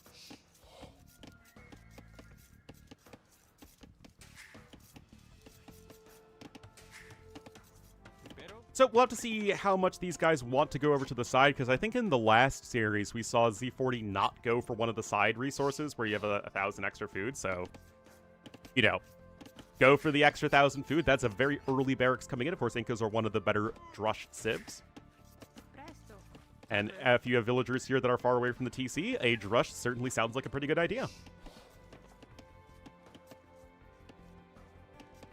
No loom. I mean, it's not like an insta-drush, but it is a pre-mill drush.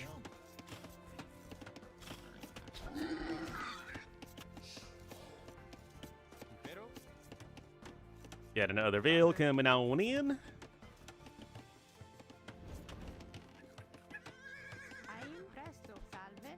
Salve. Meanwhile, here for Miguel, he is not going to the outside just yet. In fact, with the villagers going over to the forage bushes there, looks like he will be staying close to home for now.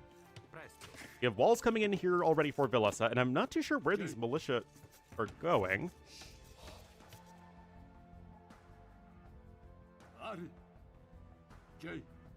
I mean, he knows about the vills over here, right? Didn't he see that? I'm like pretty sure he saw that.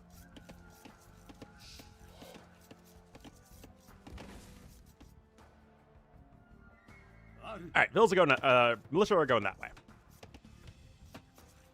Loom will be in here for Vilesa, though, so he'll be able to fight off the enemy units, and he will be clicking up here on 20 population with Loom. Very, very normal looking opening. 3 seconds idle time, though, big noob confirmed. Meanwhile, on the other side, Miguel getting himself all walled up. Always going to be sort of the secondary benefit of going for a drush like this is you have time to get yourself all comfortably set up. But it also means that you're not out here gathering the faster food sources, so that is going to be a downside on slopes relative to something like Arabia. But this is the upside, right? You're going right after the vills here, and this is not what Vilesa really had in mind. And uh-oh, Shorty's getting low, low, low. You cannot wall on the swamp terrain right there. And that is going to be an amazing start to this game here by Miguel. 2 villagers already going down. Oh my goodness. That is huge, and with the walling, he actually can't afford a barracks even yet. The loudest unit? I don't know. Malay certainly have very long voice lines. I don't know about loud. All right, snags the Eagle Scout right there, but... Oh, I thought it was Pogo. Is it Kogo? I thought they say pogo, like a pogo stick. More balls coming in here now from both players, but that's obviously a fantastic opening here. I don't speak Celtic. Come on, Gajuru. What am I paying you for?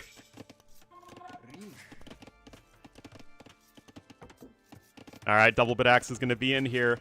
But what is Vilesa going to do to help recover from that rocky start? We had 2 more militia trained, and Miguel is going to keep up the pressure. The scout will see the archery range coming in immediately. Does not necessarily know about the extra swordsman yet. Only 3 vills on food right now, though, is quite rough. It's Koga? Wow. My life is a lie. Got some farms coming in. No eco upgrades right now here for red.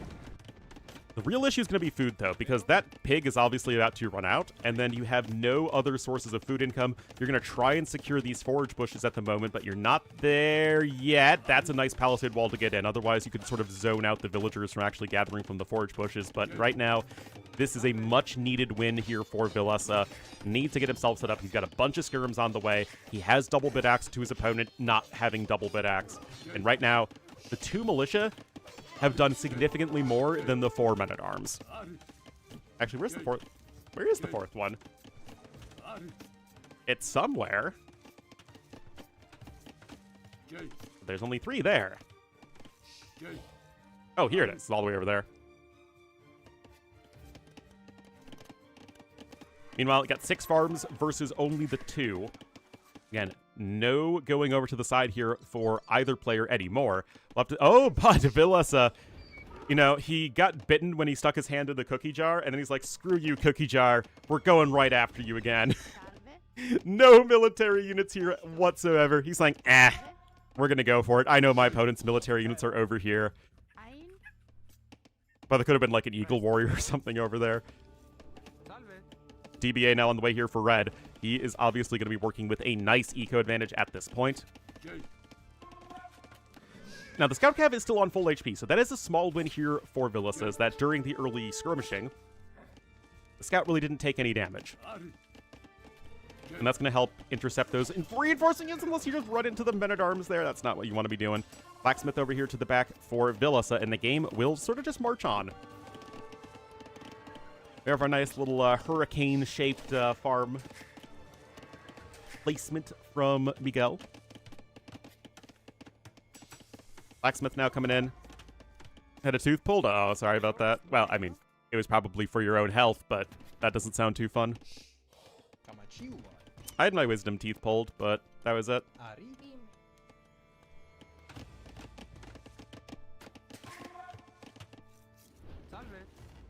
Fletching now coming in. 30 to 45 minutes. Oh, oof.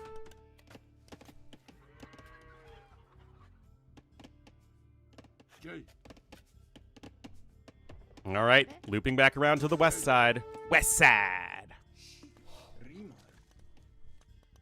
Now, the Scout will see the villagers over here to the east, but there's not a whole lot you can do at the moment, because the skirms are going to be over here trying to head off the units. And, of course, no +1 defense in for the swordsmen. We do have fletching in for the skirmishers, so they deal 2 damage a javelin. Super important there. But Miguel is going to be the one who's getting closer and closer to the castle age. Still a good 400 resources ahead, and that is not insignificant. Skirms, though, once again showing why they're the best unit in AoE 2. Especially for a civ like Byzantines. I mean, both these civs get skirm discounts, to be fair. Scout's now low HP, but at the moment, Villasa is able to hang in. Or on, I guess. If you want to use the correct prepositions.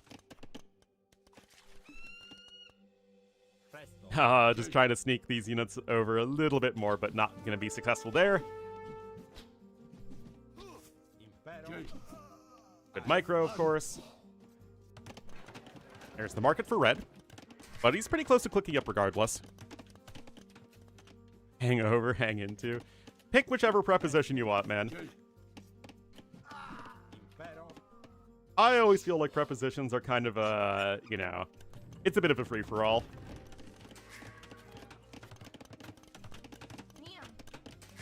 All right, now we have Miguel, who is making some Eagle Warriors. Of course, he sees all the skirmishers on the field. Your Incas, you've got the discount. Go for that, of course. Castle Age is on the way. Didn't even have to use the market extensively. Just building the market, I guess. Scale mail armor coming in. Probably going to want to pick up horse collar as well. Second mining camp. Okay, this second mining camp is definitely indicative of something aggressive. Otherwise, you just build a TC over there on either side. Now, you still have 3 vills here, and the chicken suit men are showing up to do their chicken suitly duties. Uh-oh. Villas is Villas going to go cataphracts, guys, right away? Because that would be pretty awesome if he does. Unfortunately, I think he's just going to be at a huge economic disadvantage as he loses even more villagers here.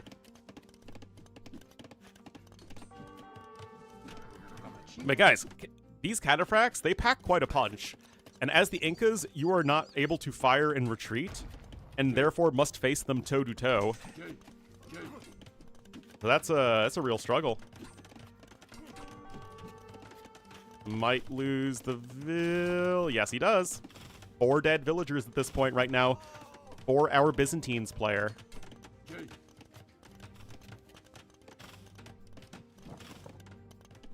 Now getting horse collar is blue.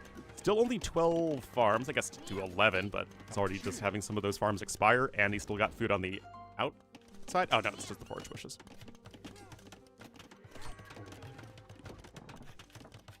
Which will change? I don't know. I wish I could tell you, but that's why I need access to the DLC, man. Give it to me, Microsoft.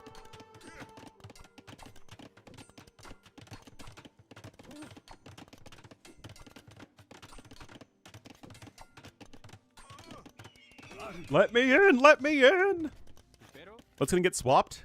So, you actually have the fewest units available to you as the South American civs now in Feudal Age. You only get 4 units. Chompies, and Spearmen, and Archers and Skirmishers. no, because the swordsmen get replaced by the chompies, and then you have no eagle warriors as the South American civs.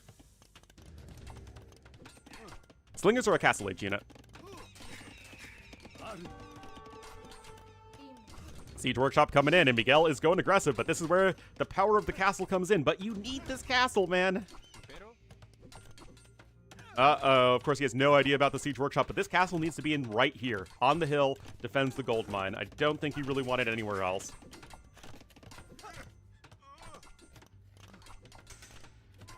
Like I said, Scotty doesn't know. Can he get this castle down? Okay. He's going to be building it right there. I wish it was like one tile further forward, but, you know, we can't always get what we want in life. One with the old... Oh, you mean the ballistas? Didn't they get, like, extra range or something? Yep, Inca's getting a rework.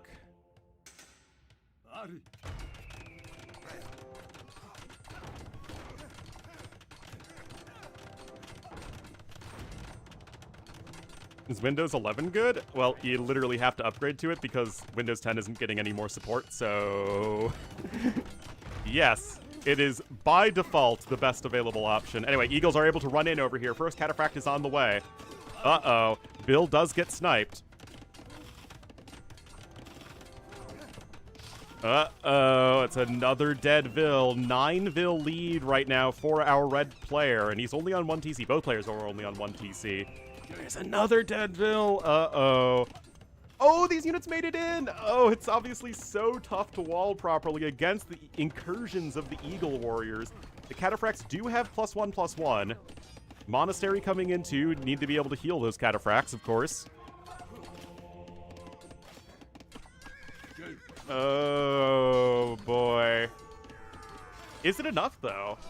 I mean, all the Eagles are going to die. I mean, it's probably enough. Oh, man, now we're at 12 Bills killed and counting. Oh, my goodness. The amok is indeed running. Look at this, guys. Almost a 20 villager lead right now for Miguel. And sure, the Catos could win, but you have no villagers left. We have double monastery here for Miguel. He's already got a relic in. He's going to have sanctity on the monks, and this feels like it is going to be getting very over very fast. Second TC added here at the back, but this is just so brutal, man. These villager snipes have been devastatingly good right now here for Miguel. Oh, you cannot let a single Cataphract get converted. Every single one is so valuable at the moment.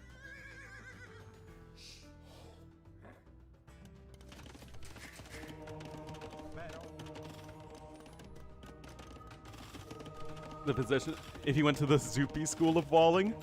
What was the Zupi School of Walling? I don't remember.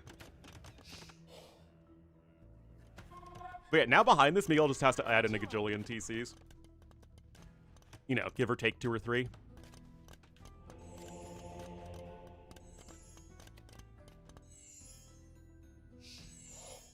Yep. Okay. TC there over to the west. No, you can't come from a 20 villager deficit. King Miz Versailles where Zupi Samo kept AM pressure. Oh, yeah, that's right. That was one of the games of all time, for sure.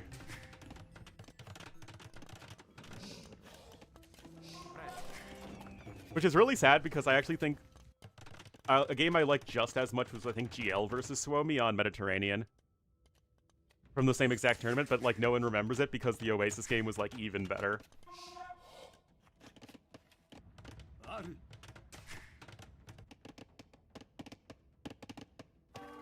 Anyway, it's 3 TCs to soon to be 3, but, of course, one dude has 20 more villagers than the other and is already 3,000 resources ahead. And, lo and behold, Miguel gonna have a huge advantage. Now, the scores are actually very even right now because Villas has taken very efficient fights, but efficiency will only get you so far. When will Villas be platinum? Well, he can't be platinum this season. Okay. And wasn't he demoted from platinum last season?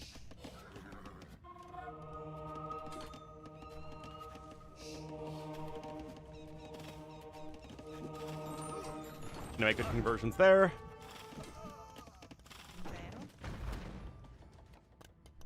66 to 43 Vills, though, geez. Again, like, the cataphracts aren't doing anything. That should be oh, unlucky. I don't think Villas has devotion. No, he doesn't even have devotion. Just unlucky, man. It's very spicy. Well, we will see. Miguel still has to close it out.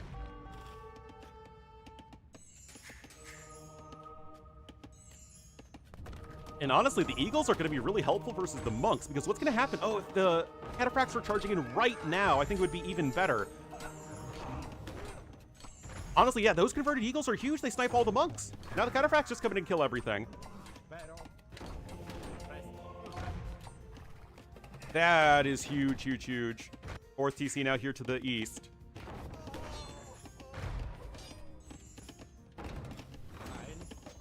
It's the kill there, and I mean, that's all cleaned up right now, guys. Miguel has no aggressive potential at the moment. He's got a ton of villagers. His macro's also quite good. But Villasa, he's saying, you know what? I can claw my way back into this with the Byzantines and just take more efficient fights than you ever can. And he's doing that at the moment. Basically twice as many resources destroyed as lost.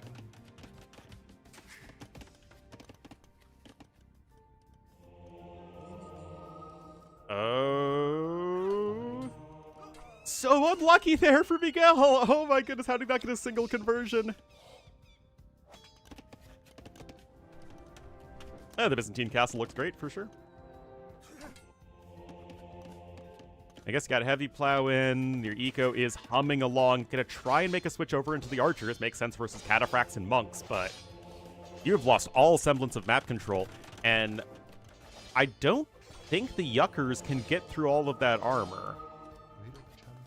I don't think so, guys. Or if they do, it's a very small amount of damage that can get through the armor.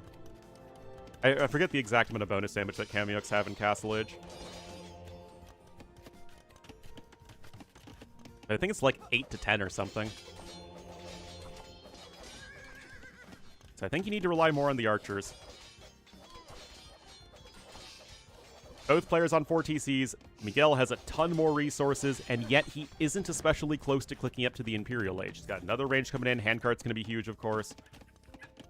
6,000 more resources at this point. Blue beginning to be able to pick up the relics, though, is really nice. Crossbowman coming in. And we will have to see. Logistica? Yeah, nothing wrong with Logistica.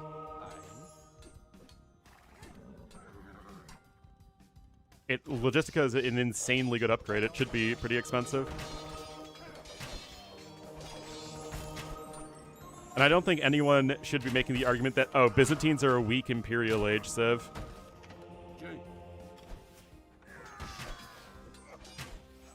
Alright.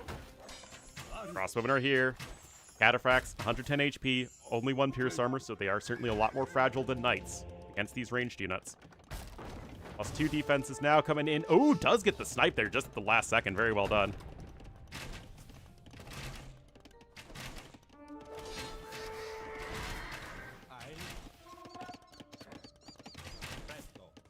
And there's Imp.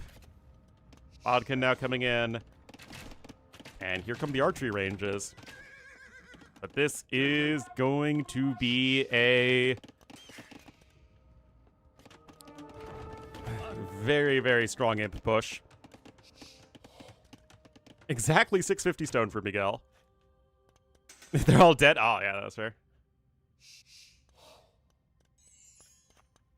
All right, castle here for Miguel. Not getting it as forward as I'm sure he would like. And yet this is still probably good enough. Again, keep those archer numbers climbing. This is where the flexibility of Incas comes in, where you have the fully upgraded arbalests. Yes, they are cheaper by 15%. They're actually just as cheap as Frank castles in Castle Age. Frank ones only get cheaper than Incas in Imperial Age. Anyway, Cataphract's doing a little bit of raiding right now. It's not like they're the best raiding unit, but I guess whatever floats your boat, man. Skirm upgrade incoming. And here's castle number 2 at the front for Miguel. More ranges. Yep, it is 90, what, 98 less stone? It's 553 stone. Or no, 97. All right, guys, big push down the middle. Is this going to work? Vilessa is also on his way up to Imp, but is obviously going to be a fair bit slower. Have a couple Eagles coming in here as well as he sees the skirmisher switches happening from Vilessa.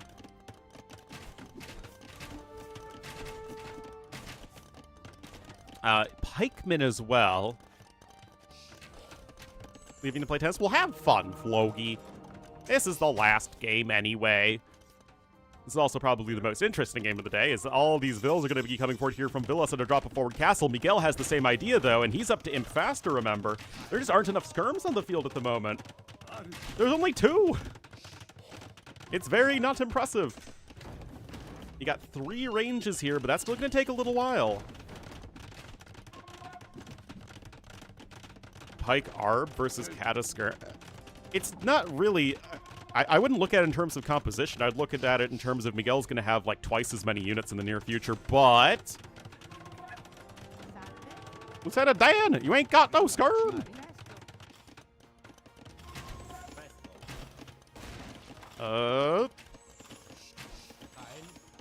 +2 defense is in. Still, I mean, there's just so many more archers at the moment. But the production is stopped. It's all trebs. Triple castle treb production. He is going to make like a rodent and go for it. But look at this. Forcing all of that migration right there is going to cause that additional idle eco. And it's going to try and buy Villa some more time as you have a really, really nice game to close out the day.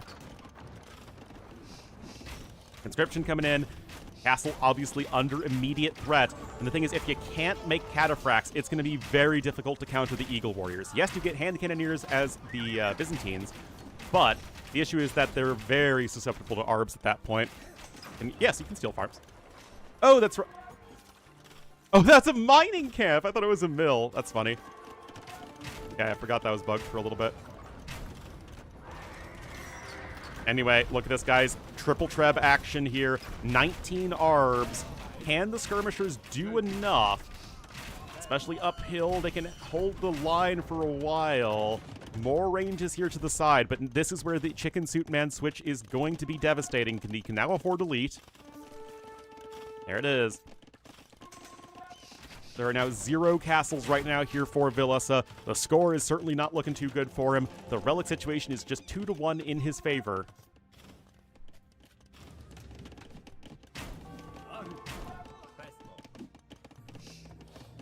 And here we are, more and more skirms trying to pop out here. These trebs are continuing to lay down the artillery fire. Plate mail armor 2. There is still absolutely 0 answer to Eagle Warriors, other than, well, 1 non-elite cataphract. Not exactly the most impressive. And here we are, 20 units queued up right there, 10,000 more resources. Inko, what, did you not see the part where he killed 14 villagers in early Castle Age? And it was ahead by like 4,000 resources all throughout mid-game, and is now 10,000 resources ahead, and was up to Imperial Age faster by 2 minutes.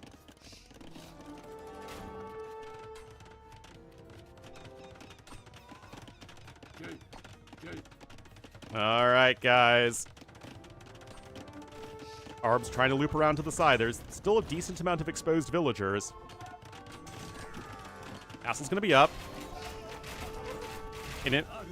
I mean, again, I wouldn't think about it necessarily in terms of army composition. Oh, look at this! It's the castle on the starting TC location! Oh, my goodness. Wow. The disrespect, guys. The disrespect. I mean, this is cute from the other side. You got skirms here. We have some cataphracts, too.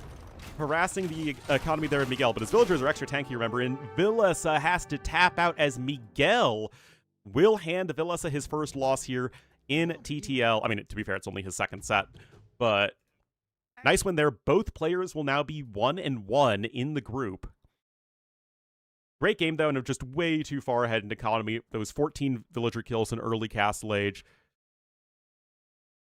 Absolutely devastating.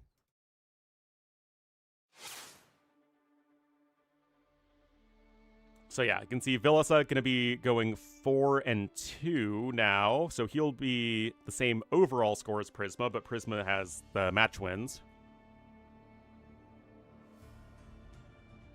I agree. Why don't you say hi? I think way too many people look at AoE through the lens of unit matchups, Imperial Age unit matchups, when that's just not how AoE games work. At least not most of them. Sometimes it is, but not most of the time.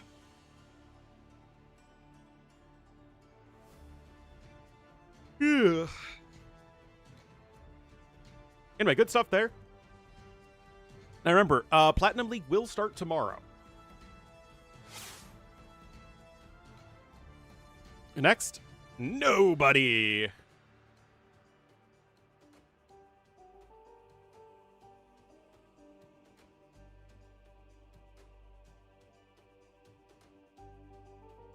There shall be no survivors. Alright, I'll go ahead and raid John Slow then, and I'll be back tomorrow. Start for TTL Platinum.